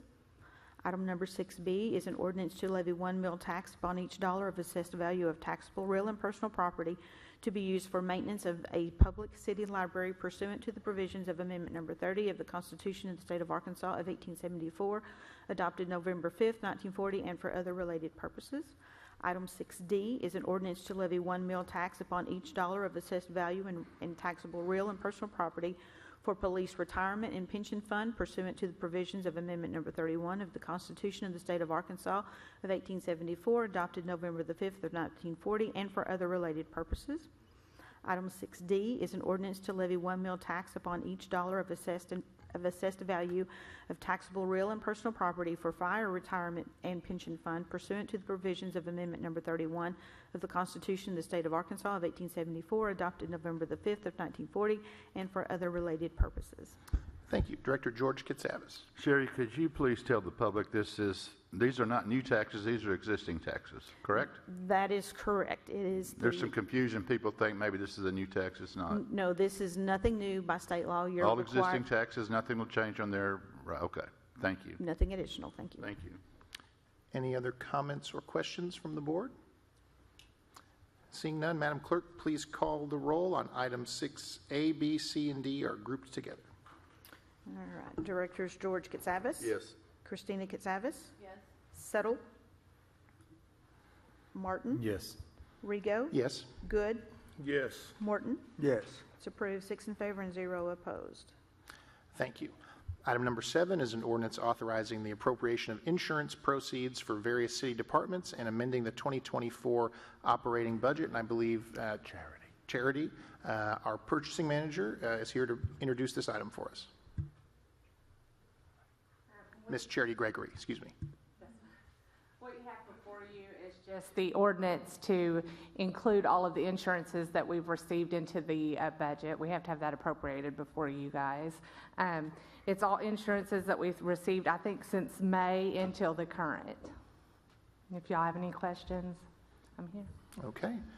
Thank you. Madam Clerk, did any citizens sign up to speak on this issue? None indicating. All right. Then we need a motion to adopt the ordinance, please. So moved. Second. Thank you. Any director comments? Director Neil Martin. 2 items I had a question on. One was vandalism as it relates to streets. What was that?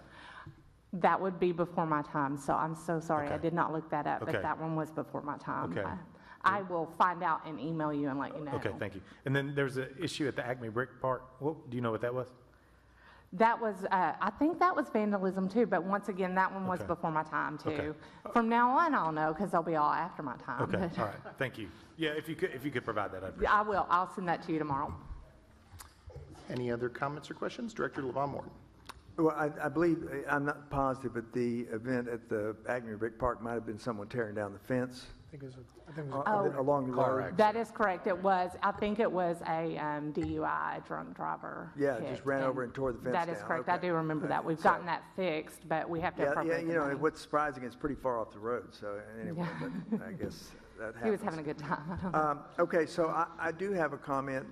One of the items in the list, and we discussed this a couple days ago, is the Kavanaugh Senior Center, I believe, that had roof damage. And I think that it shows in the information presented that we've already received the insurance check for that. We have. However, as I understand it from you, you do not believe, based on your own knowledge, that the check's adequate to do the work. And No. is that a fair statement? Absolutely correct. I think we're about $70,000 to $80,000 short. And So my I've understanding is reached out you're- to the insurance. Yeah, and my understanding is you're considering taking bids on that separate from the other roof projects, because it is really kind of a separate project, is that right? That'll be completely up to you guys as to whether or not you want to add it to the contract or me to bid it out. But I'll have to bid it out so that y'all have some information anyways. I'll have to get either informal bids just to have information. We do have the $7.9 million worth of contract that we have with Del Crampton going on right now. This is related to that other storm, but we also want to make sure we're getting the best price. We don't want to just add it to that contract and say, Right. oh, we'll pay $20,000 more for a roof. So we definitely want to make sure. But right now, even throwing out bids, the person who's bidding it has to purchase the bid bond, and the performance bond would have to wait until we get all the money from the insurance company. So I'm kind of in limbo waiting on them they're going to have to send out a new adjuster, which is what they had to do with all the previous Right, buildings. but if you were going to do just a public bid, so all the companies in Fort Smith would have the ability to bid, you'd have to do the bid announcement and Yes. get the sealed Yes, bids in, if right? that's So- what the board decides, yes. Okay, so, and I just would say I favor that on the Kavanaugh Center. I mean, local companies have the capability to do that, whereas the metal roofs on the rest of the city property is more difficult, more specialized. And can you say again the amount of damage we had in this?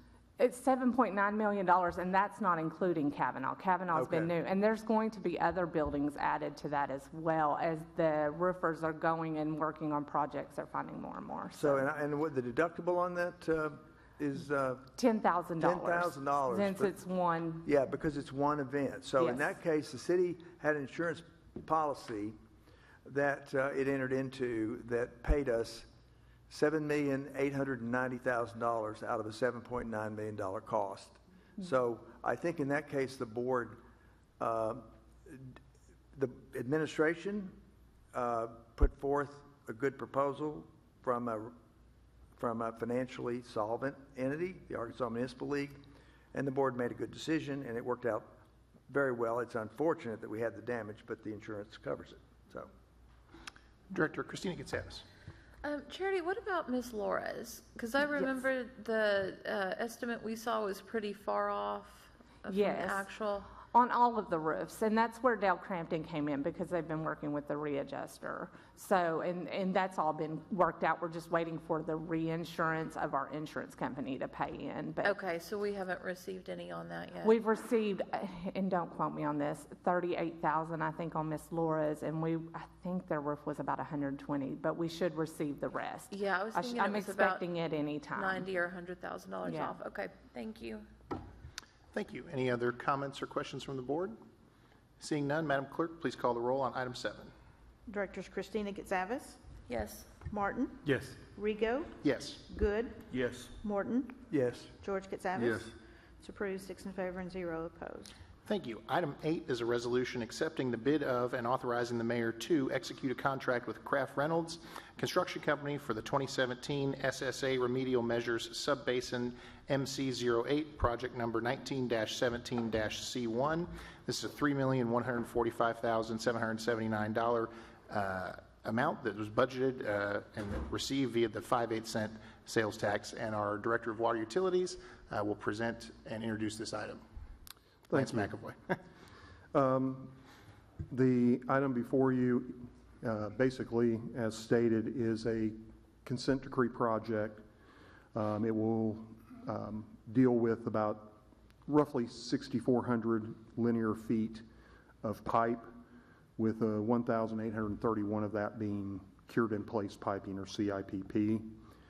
We will be installing 114 cleanouts, and we will be replacing 23 manholes and lining 15 manholes. For this contract, we actually had 4 bids. Forsgren, Kraft Reynolds out of Oklahoma City, Horseshoe Construction out of Bryant, Texas, and Crawford Construction. The low bid for this was, as stated, $3,145,779. During the opening of this bid, there was a non-material error made by Kraft Reynolds. Basically, there are certain things that we look for. One thing that we had requested was that there would be the contractor's license number on the outside of the sealed envelope. Kraft Reynolds did not do that, but this is a non-material and informal finding, and as is written in our bid project manual, the city may consider informal any bid not prepared and submitted in accordance with the provisions of the bidder information document, and may waive any formalities or minor defects or reject any or all bids. We also reached out to Daly & Woods, spoke with Colby Rowe, and his assessment was the same, that we could take the lowest bid, which was Kraft Reynolds, over that, even though there was that one missing thing.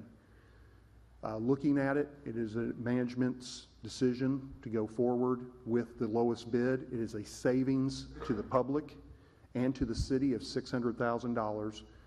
Attached is the resolution for us to enter into a contract with Craft Reynolds for this project. And I'll stand for questions. Thank you. Madam Clerk, did anyone sign up to speak on this item? Yes, we have one individual, Chris Cadelli.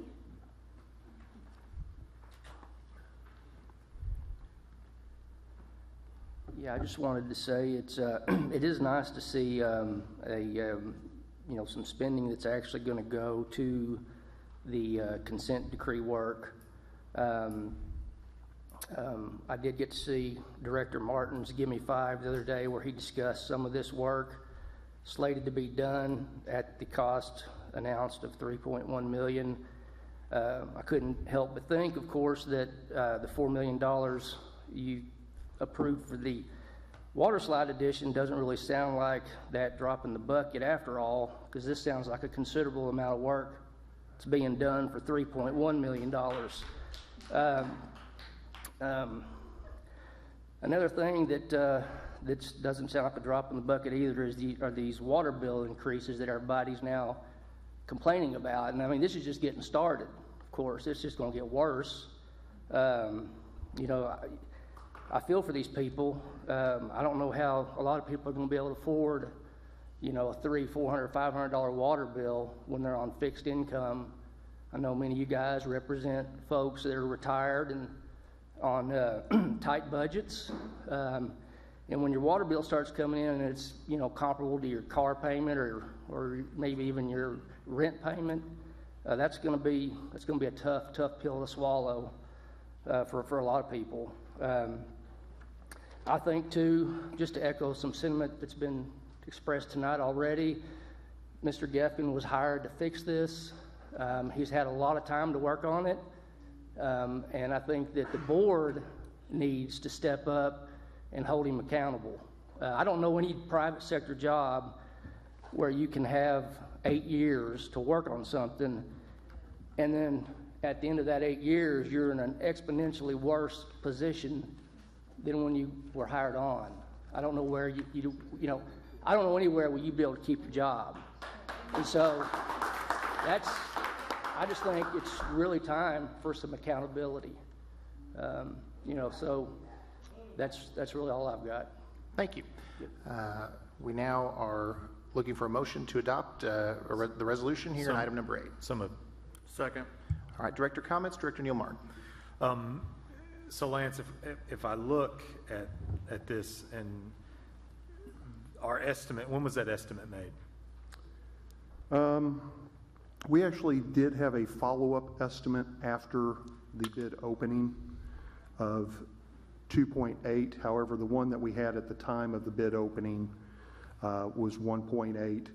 So I believe that was made earlier this year while we were putting this together.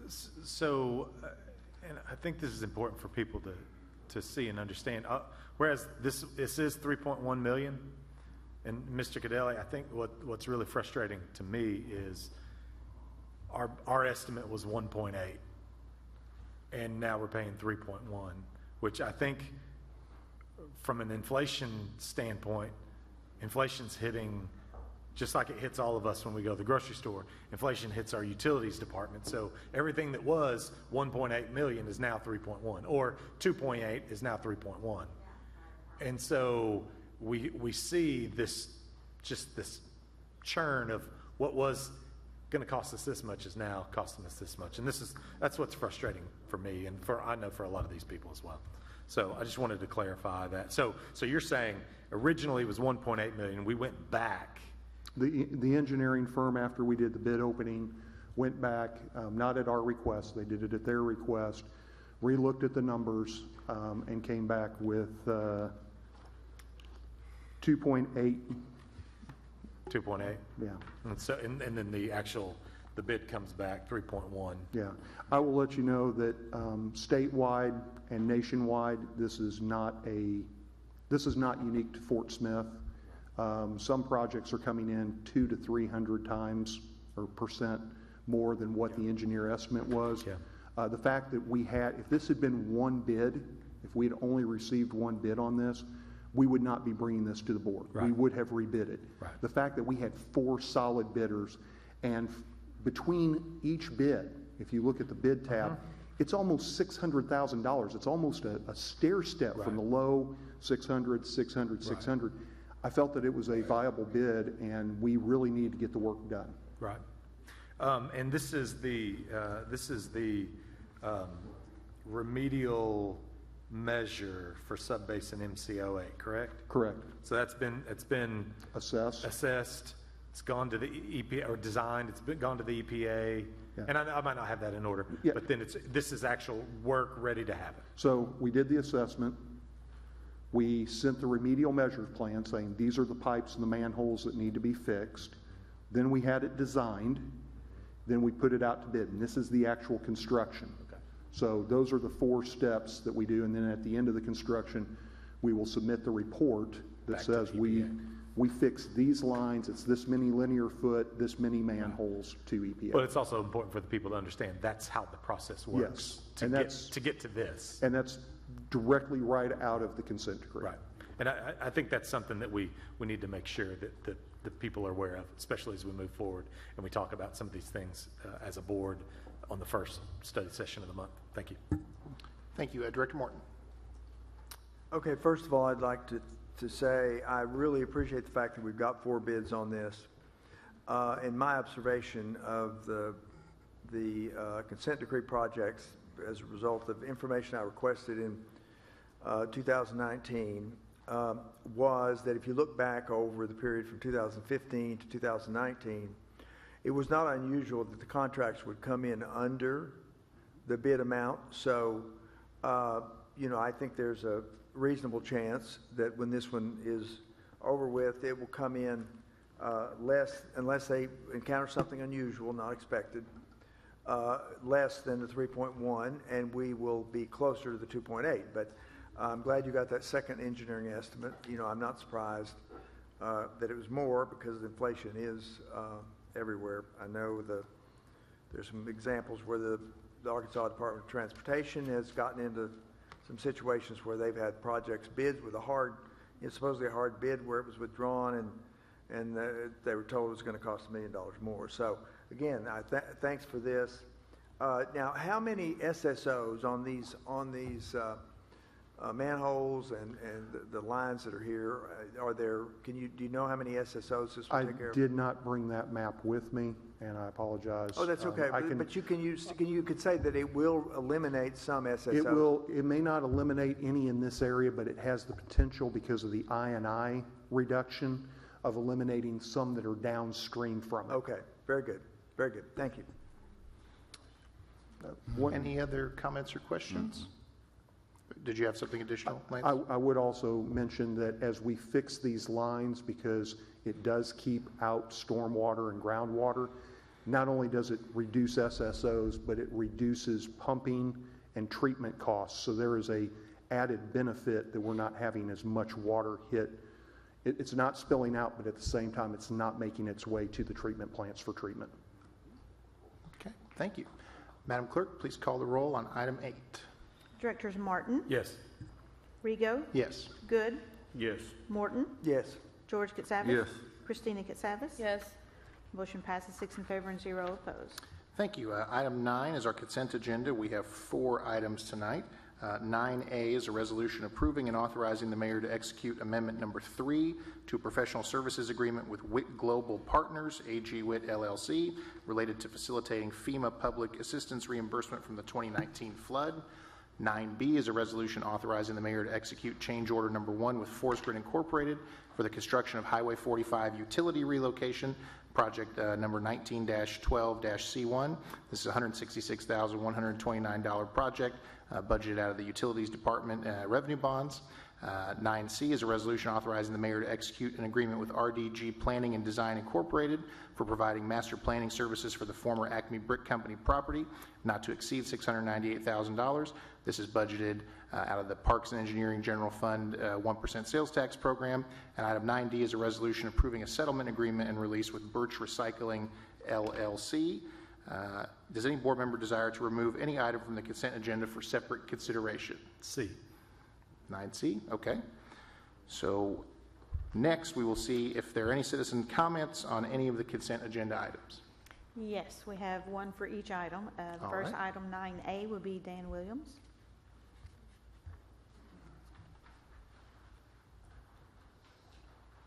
Yeah, again, I just want to speak to the appearance of not handling and not holding people accountable. And, you know, what I see in these resolutions is, you know, we're authorizing people to execute things. You know, it felt a little strange a while ago when we dealt with this resolution on this building, because, you know, when I hear money talked about and then it says it's not talked about, it's like you're covering tracks, covering up things, you know. And when people try to cover up things, it just makes my red flags go up even bigger. And so on this particular resolution, or on really dealing with what I see happening in the city, is it goes, I'm going to take you back to Nehemiah. Y'all should all go read chapter 8 when it talks about the water gate, because the water gate that is fixed in Nehemiah has a purpose, and it has to do with spiritual renewal and revival, cleansing things. And so water has a way of revealing a whole lot of things. Did you know that? And I believe there's a whole lot being revealed in here spiritually, and you know, and I'm starting to see more clearly what's being revealed. I've kind of been picking on Carl, but I feel like I should pick on a lot more people in here tonight. And so maybe y'all ought to think about where you're at and what you're doing here. And are you serving you, or are you serving the higher purpose? And what I mean to that, if you go look at Nehemiah chapter 8, you know what they did in Nehemiah? They fasted and prayed for the sins of their fathers. Everyone up here for the last several months has said, well, we weren't even alive when all this happened, or this happened, or this happened. I ain't even a part of this. Well, it's time to own up and be accountable. Y'all took a position in leadership. Own up. Let's see something change. Let's see you bring something to the game, Mr. Morton. You're willing to commit your time. What else are you really ready to commit to? Yeah. That's all for 9A. You want to move Okay. on to 9B? Yes. Okay. 9B will be Larry Yancey is available to answer questions. Questions Thank for you. 9B? Okay. Moving on to 9C will be Chris Morris is available to answer questions. And I want to speak on 9C. Did you fill out the paperwork? I did not, because I didn't see it, but I want to speak on it. You'll have 2 minutes. Is there anyone else on 9C? Yes, we have Mr. Joe McCutcheon. Els- Oh, I'm Mr. sorry. McCutcheon, it'd be all right if the people who signed up went first. Absolutely. I didn't know there was anyone else. Yes, Joe Elskin for 9C.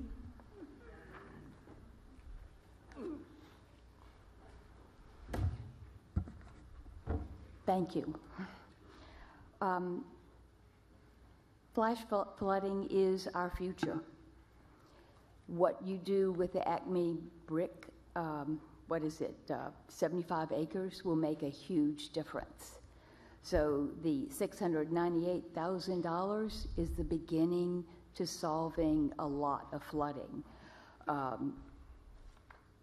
appreciate that you all are expanding the possibilities for the area, but as a minimum, you know, stopping the flooding this way is a lot cheaper than the other structures that you're doing. My own street has some flooding, and the street behind it, and that's a $2 million project just for 3 blocks.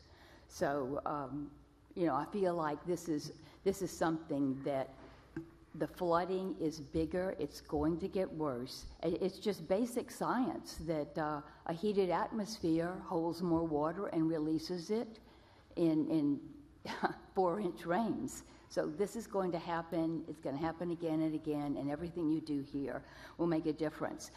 I did want to comment that there are people who realize that since day one, you all have been working on the consent decree.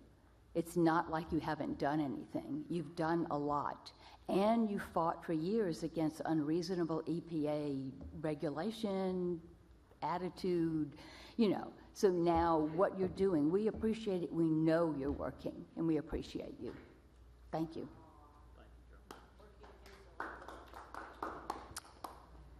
I'm sorry, Joey McCutcheon.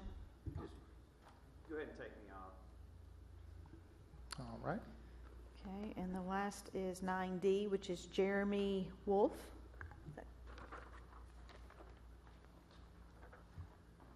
Hey guys, my name is Jeremy Wolf. I'm the National Sales Manager with Birch Recycling. And I just wanted to say first off, thank you to Jeff, Nicole, thank you very much for what you guys have done for us over the past 7 years. It's been a great relationship until about the last 2.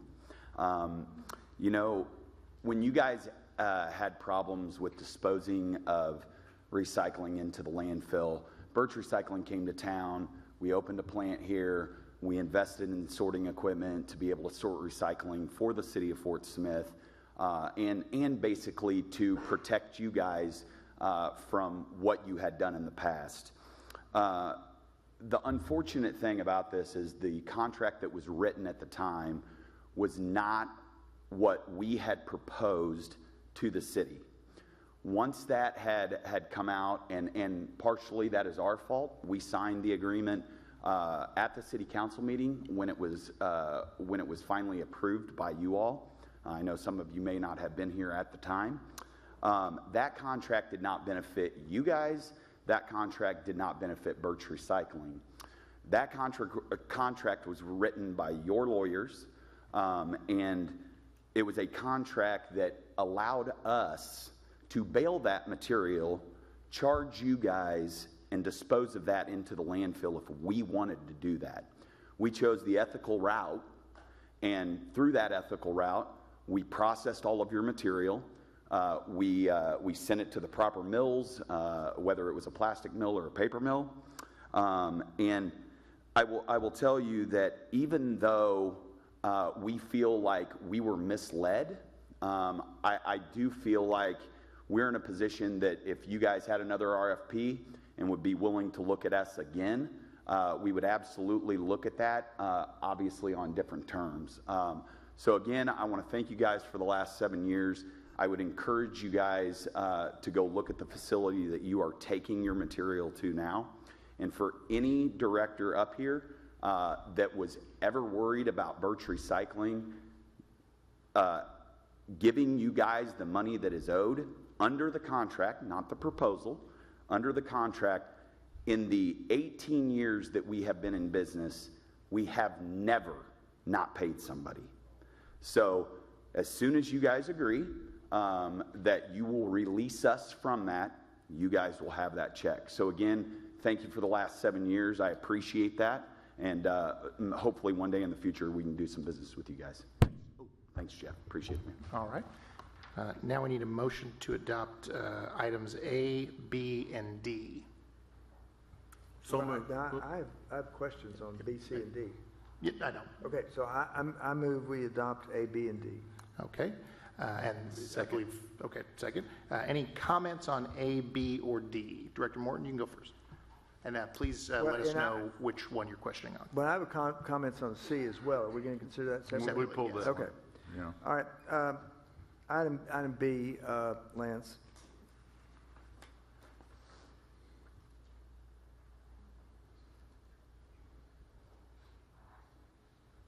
And my question is not directly on item B, but it's indirectly related. So how many other projects within the city do we have where we are doing work for effectively the Arkansas Department of Transportation under an arrangement where they're going to reimburse us? I mean, there's there's 255, which is the road into Barling, right? Yes. Are we finished with that? No, we'll actually be bringing something to you at the next board meeting. So have they paid us any money on it? I believe we have been reimbursed for part of that, yes. But, okay, so any idea what percentage we've been reimbursed? Was it a 100% reimbursement? No, that was not. That was I think that was a 75% reimbursement. Okay, and do you recall generally the total amount of the project? I would have to go back and look at that. All right. Well, my concern is that we are owed some money that none of us know about. So does you think that RDOT owes us some money right now for? We have one project that we have completed that we just filed with them for reimbursement. All other reimbursements have been paid back. Okay, so what's the project we just filed? We just filed on the conduit under Highway 22 they basically asked us to put in the transmission line casing that it will go into, and that was 100% reimbursement for design and construction. Okay, and I believe this contract with Forest Green is $15 million approximately?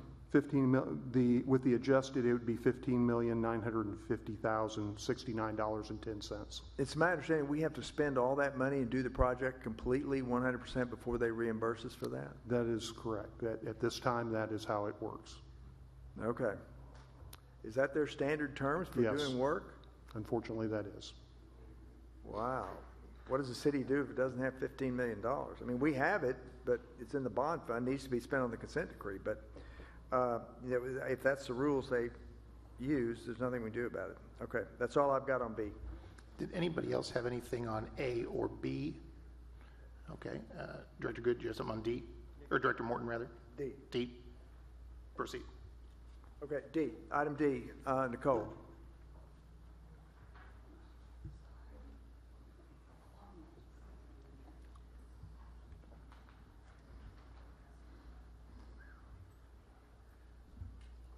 So the settlement agreement that's in the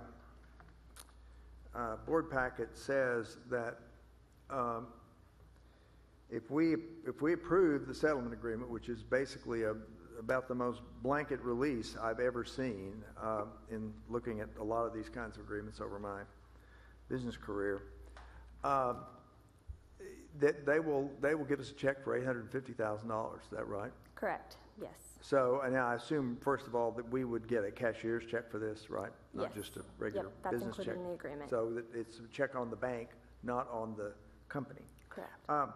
Okay, so how did this $850,000 arise? Because that's a large amount and more than I would expect that if they were just a couple of months behind on settling up. So how did it arise? Yeah, so this agreement was in place prior to my arrival to the city. So upon coming into it and reviewing contracts that we had, there were a couple discrepancies that we found. One of them is that we found that we were underpaying Birch Recycling by $80 a ton. So we made that right. We paid them. We trued that up. They never asked for it until they discovered that that was something that we needed to do, until we brought it to their attention, essentially. So we paid them a $350,000 check, made them whole, and in that process also found out that they had not paid us for any of the recycling revenue that was included in the agreement. So we worked that out, or tried to work that out with them. We were unable to get some information that we needed from them, so then we hired a third-party auditor to come in and prepare an audit for us, and the determination of the settlement amount using just industry standards and practices and yellow sheets, all of that fun stuff, came up with that amount. So basically this came from you reviewing the agreement and ultimately hiring an auditor to look at it, and the net result was $850,000 that we're going to presumably be paid. Correct. So in our new recycling agreement, can you remind me what the total annual cost would be? And I think we went to a different firm.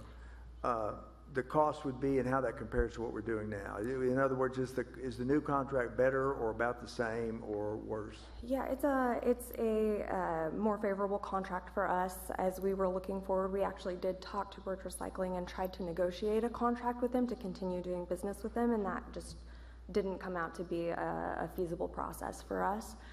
But had we gone with the terms and conditions, or they signed the agreement, again, and he's not incorrect, the agreement that was in place, it wasn't as thorough of an agreement as we should have had in place on either side.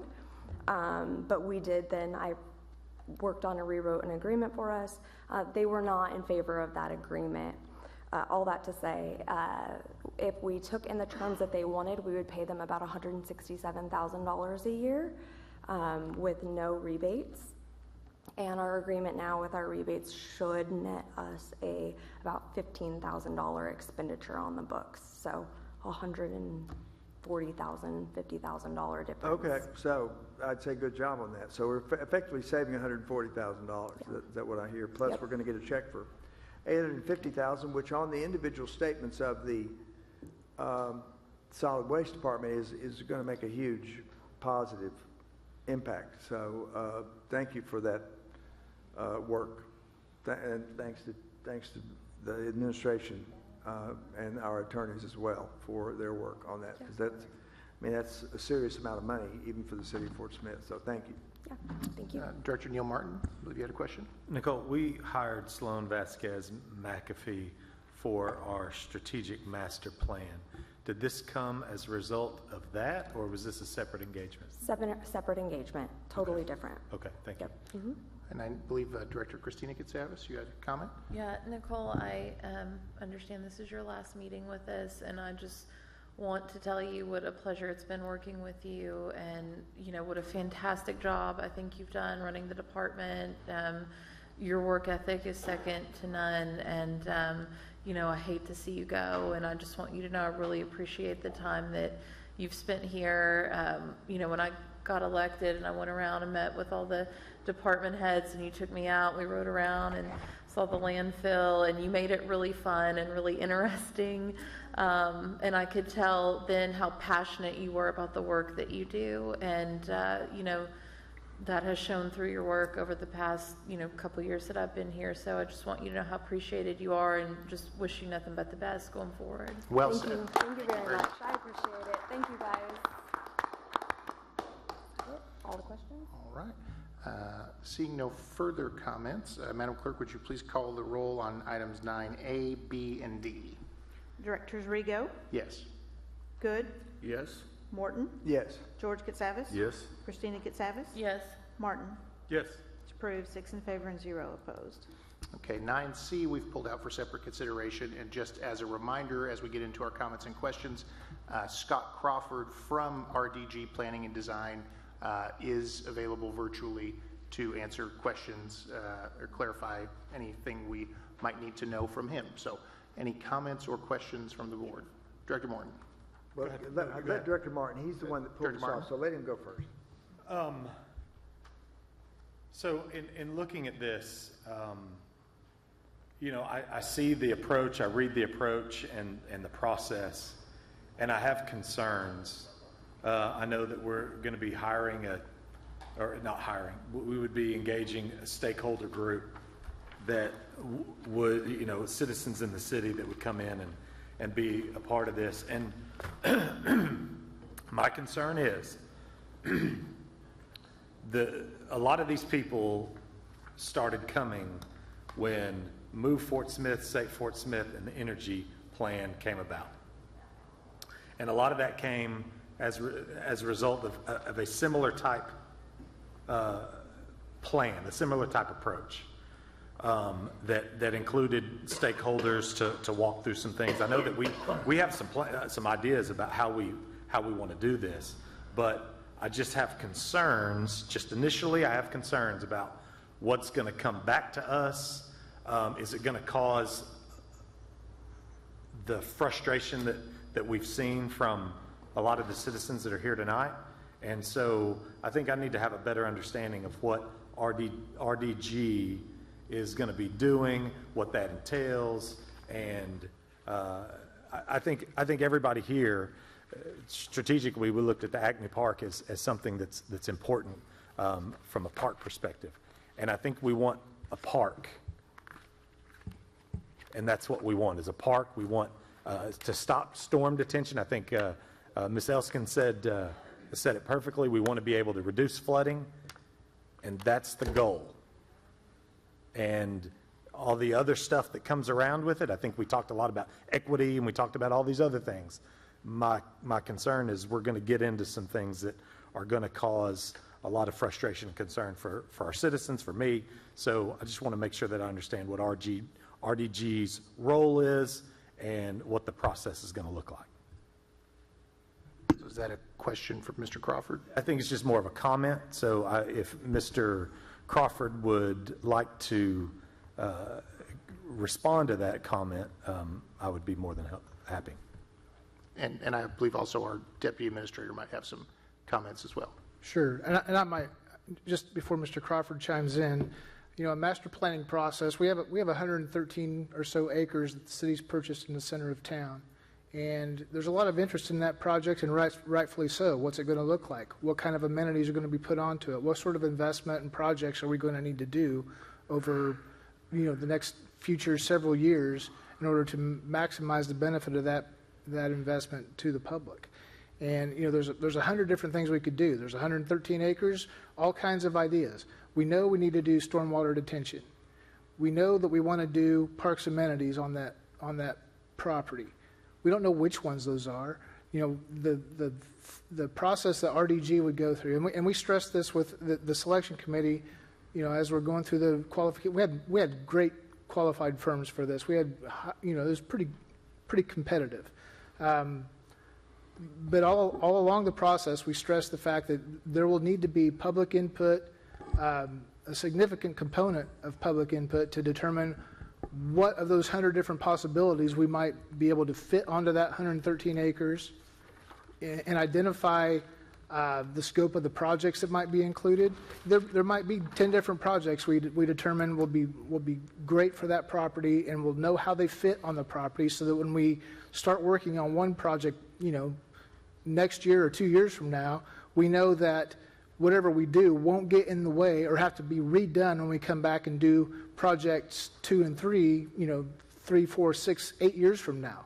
And so that's why you do a master planning process, is so you don't do something that then gets in the way of something else that you want to do. I mean, it's a master plan. So obviously, maybe things will change. Who knew many years ago, 10 years ago, that pickleball would be such a big thing for a parks department to talk about? So everybody's trying to fit in pickleball to their master plans now.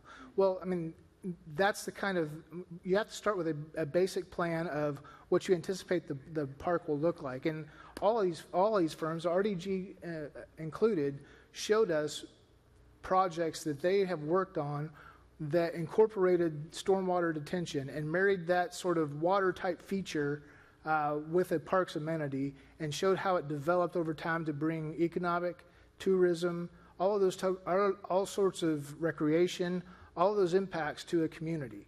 And so that is the sort of public input we're looking for RDG to drive, and then consolidate all of that input and turn it back into us, to the board, to say, here's an idea. Here are several ideas of what can be developed on this property for the future of Fort Smith.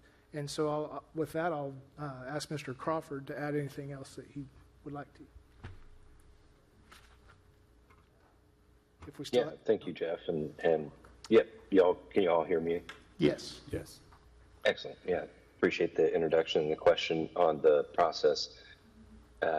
Maybe to give kind of an overarching, you've all had a chance to review what's in the packets and kind of what's included in our process, but really for parks of this magnitude, particularly in communities where the geographic location of it happens to be very, very close to your geographic center of your community, it presents a really unique opportunity. The idea behind really approaching this from several different perspectives. First and foremost, what your community wants and what your community believes you will need in the future is the driving force behind all of everything that we will explore, all the ideas that will be generated, and ultimately a plan that will be brought back to the board for consideration. But as part of that process, we are also going to be looking at a market analysis, a regional market analysis. We're going to be benchmarking against other communities of similar size and demographic that have similar parks that they've developed and what has been successful and where there have been challenges.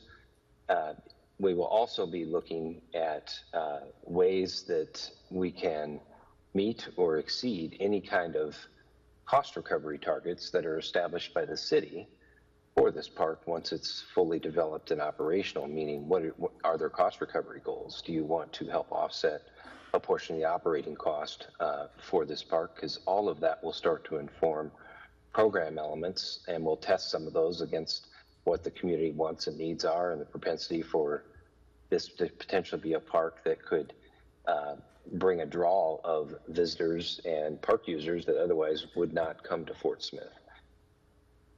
Blended in with all of that is the idea of trying to improve stormwater management in the community to the extent that this property can. So there'll be close collaboration with city engineering and streets on some of the stormwater goals for the park, working with water resource engineers to understand the volumes that are required to meet whatever goals are established for the park, as well as improving water quality for the water that does leave the site after it's been detained, and otherwise improve the water quality of what's actually flowing off the site. Blended into that, another factor that we'll be considering is the best and most impactful use of the land for different recreation purposes, or purposes that are not used for recreation. The city wants to explore other opportunities for what portions of the property could be used for the best benefit of the community. All of that is included as part of the master plan process. And related to the question specifically on engagement of citizens and stakeholders in the community, the structure is set up and so that there is a technical advisory committee that will consist primarily of city staff from interdepartments, a steering committee that I believe has already been brought or will be brought to the board of directors for review and approval, but will help guide some of the process from a broader community perspective.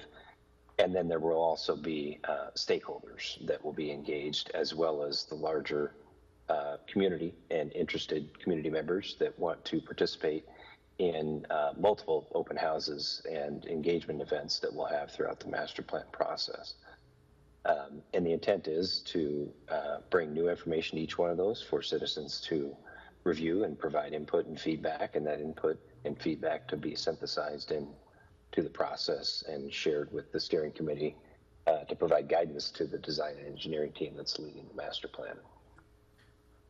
And I would just offer one other comment, and then I certainly will answer any other questions. In that the team that we've brought to this project includes a range of park and recreation planning professionals within RDG Planning Design, but we've also brought local engineers with Cleveland Consulting Engineering.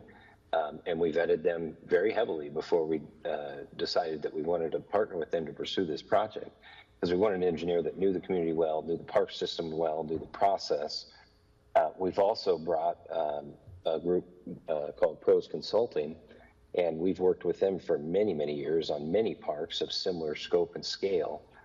And they are the operational experts that will help us explore, as we look at different options for this park, what the short and long-term operational obligations will be of the city to operate the park, what that cost recovery looks like, the staffing obligations that you would be entering into, until we reach a consensus amongst the group on how far we want to go with the master plan and the amenities that are provided in it, based on what the city believes is a sustainable operational model. All that's included as part of this process that we'll go through with you all. Has the steering committee been developed or been named? Not at this time, not yet, no. Have we engaged people at this point? Not specifically, just in generalities, but I mean, that process will start after approval of this agreement. Okay. Any other comments or questions? Director Morton? Okay, I just have to say, when I voted for the purchase of this property, I voted for it because we're going to get a $50 million retention pond out of it. I did not vote for it because we're going to build a gigantic park. The park was a kind of an idea that went along with it, and I don't have a personal objection to it.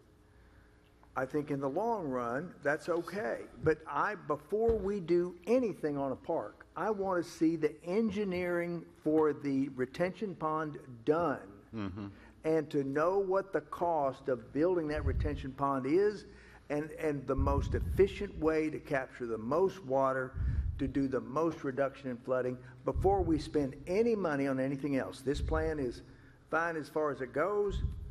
I don't have any reason to object to it. I'm not an expert in this area, but it also runs to all through the entire year of 2025. I do not want to wait until the end of 25 before we start working on the detention pond. Director Christina Cassavas said earlier that flooding was reducing flooding was a major part of this whole thing. I want to see that done and see what the engineers tell us about this is how we'll do the park. Because one thing I'm disappointed in when I saw the map is the land that Acme kept is actually where I thought maybe the dike for the detention pond would go. And if an engineer tells me that we need to put it there to capture the most water, that's where I want to put it. And that We've will already involve, worked on that. We have half engineering but I don't want to do that. these in conjunction with each other. I want the engineering done before we spend $698,000 on what I think will be a $40 million park. That's what I think. I did not have any thought about the kind of cost this would be when we looked at it, because I knew the park in my mind was totally secondary. I want that detention pond to reduce the flooding, and I want that first, and then we can build a park around it. We'll make a motion. Director Christina Cassavas? Well, Was Director Morton finished? I'm finished, yes. Okay. Well, no, one more quick thing. There's some of this property that may be suitable for residential property, and it may be extremely valuable.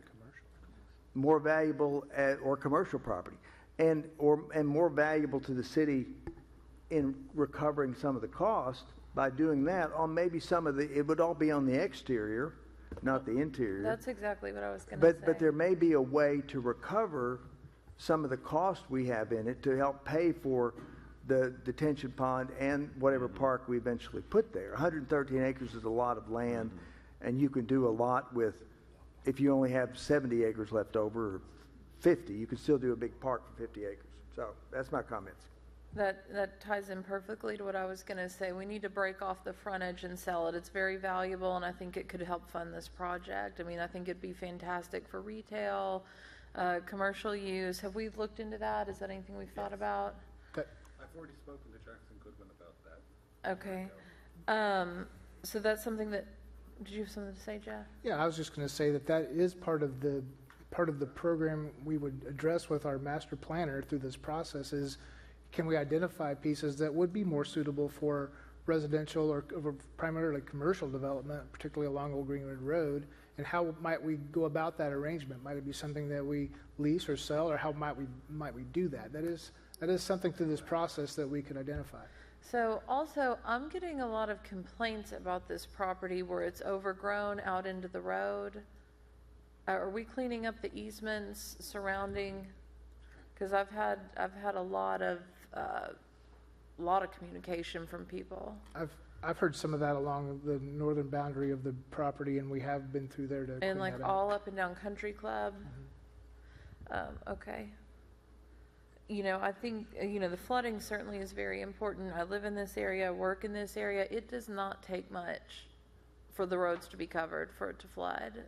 I know this is the water that travels farther down. We've done a lot of the buyouts for the homes. So flooding to me certainly is high priority. Thank you. I have a couple comments myself, if the other directors have concluded theirs for the moment. Director Martin? Well, and the 15 months is, we purchased this a year ago. And so another 15 months would be nearly 2.5 years. And there's still nothing on it. So I do have concerns about the process. Okay. I think there's obviously a clear desire from the board to hear about what the scope and the costs would be on just the detention pond side of things, and that would, of course, be the estimates and the, time they think it would take to do the work, et cetera, et cetera. Those are all very important things. I just wanted to speak briefly and thank RDG for the thorough information that they put in front of us. They put 25 pages in front of us with lots of good information. I'm grateful that the administration cast a wide net for RFQs into 12 states, with over a dozen responses. The plan they put forward was very thorough, covering 13 meetings, 7 in person and 4 community-wide, in addition to 4 community-wide open house events. And so, we're about to have a vote on this, and it's going to shake out how it's going to shake out. But, I would just remind my colleagues that, at some point, at some juncture, to maximize the highest and best use out of all the acreage, detention, amenities, frontages for retail, residential, et cetera, we're going to have to engage a professional, experienced firm at some point, because I believe it is not our best use for the 7 of us to attempt to plan and engineer a park of this magnitude. So those are my comments, and if there are no further, Madam Clerk, please call the roll on item C, 9C. Directors Good, Yes. Morton, I'm going to vote no because I want the engineering plan. Sorry, I'm going to vote no because I want the engineering done first. George Katsavas. I concur, no.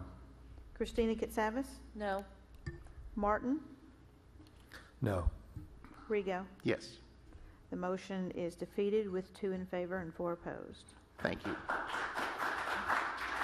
That's a good idea. And thank you, Mr. Crawford, for taking the time to join us tonight. We're into our officials forum now. I just have a few items to share. Number one, kind of in the realm of flooding and things like this, I just wanted to raise to your attention, Carl. I know you've had involvement in tabs on it, but the May Branch area, the section near Sweet and Berry Avenues, the sort of drainage dish, the channel there, I walked that today with a resident, and there's been some great cleanup work done by the city and some private parties that's been exceptional, but there's still a section that's got some questions about some easements. There's some debris in there, and that stuff, as we have, the rains will come back. We're in a bit of a down on rains right now, but they'll come back. So we should make sure we need to finish The Parks the work that's Department's been working on started. that and sorting out the And easements. thank you. And just, I'll probably have a sort of an email soon summarizing the need that they've observed. And then also in the same safety vein, at the ball fields on the eastern side, the parking lot that's on the eastern side between S Street and I believe it's O to the north, that's technically a street, but ballpark drive. And there have just been some near miss incidents lately as people, when the parking lot is not full, sort of blaze through there. So I was just wondering if you could look into perhaps a couple of speed bumps or the possibilities that could be For done that, to. we need to make sure that's safe for all the kids that play safe baseball and softball. That's there. right. And then the last thing, as I tend to like to do, we made earlier in the summer big changes to the project concern effort here in the water utilities program. We increased the eligibility universe threshold for folks to receive 50% reductions on their water and their sewer bills, a 25% reduction on their sanitation bill. There's an eligibility form you fill out, and that's at fortsmithar.gov/project concern. We had a 20% boost in the last month. I saw in the statistics that you shared with us today, Carl, and so I just want to thank everyone at the city and utilities. I know it's the most communicated about project, and they do it through multiple channels, but it's always good to share that information when you can about project concern. Director Good, do you have anything tonight? Today we actually launched the second National Fitness Campaign fitness court at Martin Luther King Park. Just wanted to thank all those that attended, especially staff and board members, city, vice mayor. It was great seeing those available firefighters and police officers challenge each other on the fitness court. So it was fun to watch. But yeah, that's it. Thank you. Director Morton? Well, I've had a lot of discussion with residents who got enormously large water bills. I've been to some of their houses. Some I sort of understand, mainly their irrigation bills. Some I do not understand at all. And I'm going to look further at those with one of those 24-hour water usage reports you can get from utility. But, I've definitely come to the conclusion that our rates for the irrigation side of things are extremely high. Mm-hmm. They're extremely high. And I want to see other cities' tiers and their rates before we consider another water rate increase. And so I want those like within 2 weeks. Okay? Before the next board meeting. I agree with that. Irrigation? Well, I want to see them from tier 1 all the way through the top tier for the cities we consider comparable in size and comparable in amenities to Fort Smith. The 4 cities in Northwest, maybe Conway, and maybe North Little Rock, large cities, but not Little Rock. I want to see those numbers and how they break them down, because when we made that change between December and April, at the suggestion of board members, to rearrange the tiers from what they'd been for probably 50 years, I think it's created something that we really don't want to deal with, that we're not going to want to deal with, and a lot of people in the city won't deal with on that, because $1,000 water bills are not reasonable on a normal-sized yard. They're just not. I wanted the tiers to be like tier 1 instead of 1 to 3. It was like 1 to 5. I wanted it to be like 1 to 10. Well, that's what was changed. That's what was changed.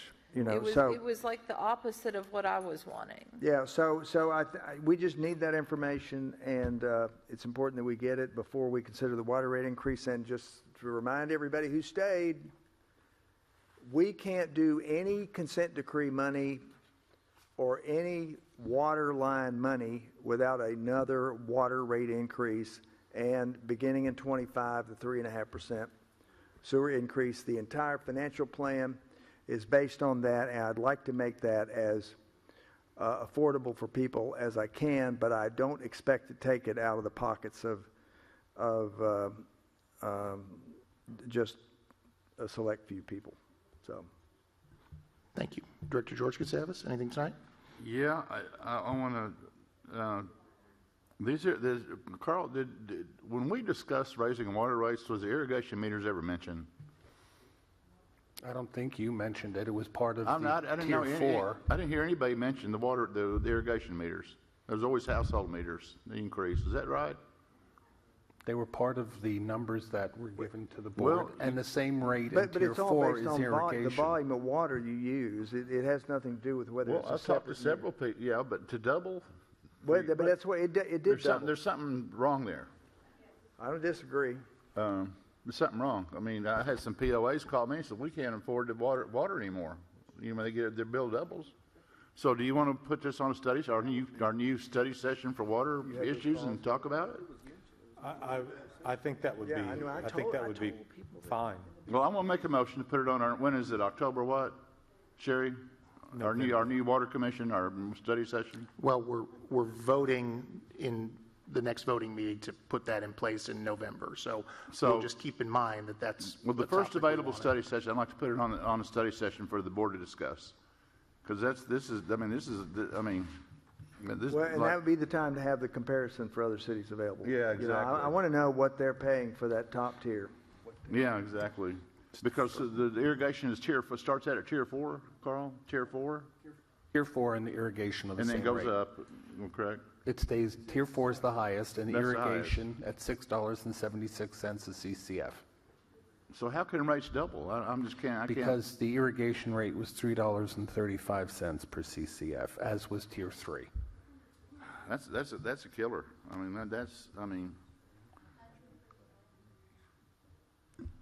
Anything else, Director Katsavas? No, that's all. Director Christina Katsavas.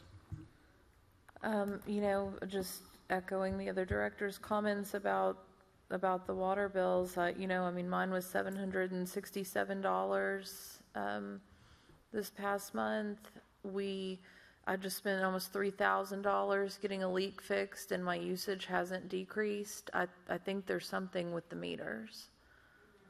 You know, I've certainly been, frustrated about that. I've tried to call my director at Ward 4. He hasn't taken my phone calls to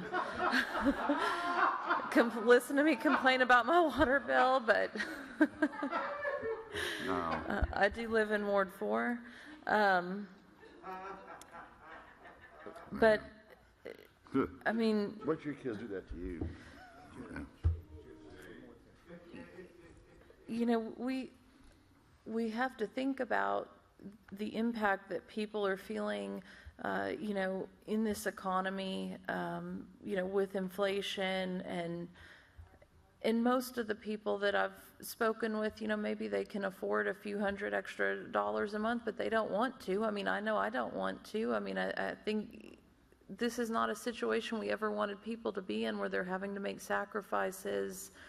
Whether it's sacrificing their grass or sacrificing groceries or whatever it may be. So that's, something we've got to, look into and think about. Thanks. Director Martin. Are you saying Director George Katsavis does not return phone calls of citizens? No. Evidently, he returns everybody's Right, mine. right. Yeah. So I'm kind of in the same boat. I was getting hit by a lot of, or I was reached out to from a lot of users that have irrigation meters and users that are hitting that top tier, of which I'm one of those that hits top tier. I'd asked Josh and I asked administration a couple times about various communications, and I think we missed it in terms of the communication. I think we as a board were so focused on the 60% of users that are 5 CCF or less, and that's what we talked about, and I think that was worthy to talk about. But we missed this big pie over here of people that were caught off guard. I don't think that the folks that were 5 CCF or less were caught off guard. It was everybody else. And so they get hit. They're assuming, okay, I can calculate this up. My water bill is going to go up this much, but it went up this much. Mm-hmm. And we didn't, I guess my expectation was that was part of the communication that was being sent out, either via Gov Delivery or social media or whatnot, or even in our meetings, but we never talked about it. And so they were caught off guard. And I that drives me nuts that we, as much as we talked about it, the 7 of us missed it, administration missed it, and that really frustrates me. And so I think we've got to do something. I'm with you on this. I think we've got to do something in order to make that right or reevaluate. And just to those folks that fell into that, I'm sorry. So we're going to see what we can do to resolve that. The other item that I have is it is time to do our quarterly evaluation of our city administration. I know city administrator. I spoke to you, Carl, about that on Friday. So I would like to put our evaluation, our quarterly eval, on the 22nd board meeting. Yes, you already have you already have an executive session scheduled. Okay, so we would have our quarterly eval. No, on the 22nd. The mayor is not. Right. Oh, that's true. The mayor won't be here. We still need to do it. I second that motion. Okay. Nor will I. Dang it. I mean, can we the very next week? I mean, do we have a meeting that on the 29th? We have a study session. It's a study session. Could we do still a special meeting? Would y'all be open to have an executive session? I won't be here. You won't be there, and the 29th. mayor won't be here either. Dang it. Well, what about the can do it on next the study 15th. session, the 15th? That's fine, too. I will be out on the 15th. November 4th. November, that's a study session, right? No, regular meeting. Regular meeting? November 4th is fine November with 4th 's a me, but Monday. it doesn't make any sense to do one in November and December, so we just put them together, right? Yeah, I guess we could. Yeah. I guess we could. Yeah, okay. Is Director everybody Good? comfortable with that? Did you have a thought, Director Good? I just have a comment. Oh, okay. Go ahead, sir. Yeah, my comment was about whether we have a study session or not about irrigation. You know, I know for a fact that I heard conversation, don't know if it was at a board meeting here present or a meeting where we did some citizen input, but it was a board meeting where we talked about irrigation. We talked about, you know, the usage of water. Irrigation is usage. And it was put out there, you know, maybe we need to cut back on irrigating. So it was not missed. Well, I know I do agree. I think we did talk about it, but I don't think that information was probably maybe a quarter of the people, size people that were here.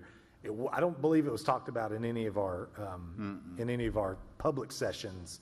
And what I would have hoped is, as we can't cover everything in those public sessions, but in the communication that goes out via email or social media, that people knew, okay, these are the new tiers, these are the irrigation rates, these are the commercial rates, all that kind of stuff. And the tiers are based on usage. Yeah, right. They're all based on usage, right? But I don't think people knew about it. That's right, I agree, that's right.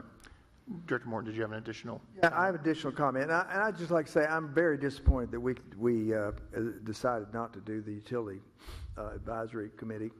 I just think that's going to be way more effective than 7 of us trying to do this and putting off all these study session items, which are very important and effectively never getting to them. I mean, for example, we have still not talked about the grants past court case 3 months after it. That's on the agenda. I talked to Carl about that. It's on the agenda. Well, right, but we could have talked about it 2 months ago. Grants pass and Chevron deference, those two. Yeah, those things. But it's, again, I'm just very disappointed. I just think the committee would have been very effective, and I hope as we dive into these study sessions that I can tell you the ones I'm going to sit in, we're going to be intense. I don't like this formal method we use. I want to talk directly to people without Robert's Rules of Order. I want to have a serious discussion with either the answer to the question or a directive to go and find the answer. I would be I apologize for being intense on this, but there are some things I want some answers to. I would be for relaxing the rules of Robert's Rules of Order. Well, so let me say one more thing. Anyway. Well, let me just say one more thing. You know, the board, all the way back to as far back as you can go, the board has always suffered from a lack of information on this stuff. We've gotten more recently, Are you especially talking about since we grants started pass going. or the water? I'm talking about sewer, the consent decree. We've offered, and on water also. You know, we had the surprise of September of 23 that we got water pressure problems in some areas of the city that we'd never heard about it before. Never. So we the board has always suffered from some lack of information, and that's what I thought the committee could really do. I'm not sure the full board will have the will or the structure to get into those things. I hope it does, and I can tell you, whenever I switch from being a city director to a citizen, I will be standing at that microphone with a lot of questions. And, I will expect the 7 members of the board to make sure those get addressed. I'm confident that you'll listen to my questions. I have no doubt about that, but I'm going to be a tough read on this because I could have been a member of the committee. As it is, I won't be a member, and I'll be just someone who asks questions. So that's all I've got. All right. We'll now entertain a motion to adjourn for the evening. So moved. Second. All in favor? Thank you all.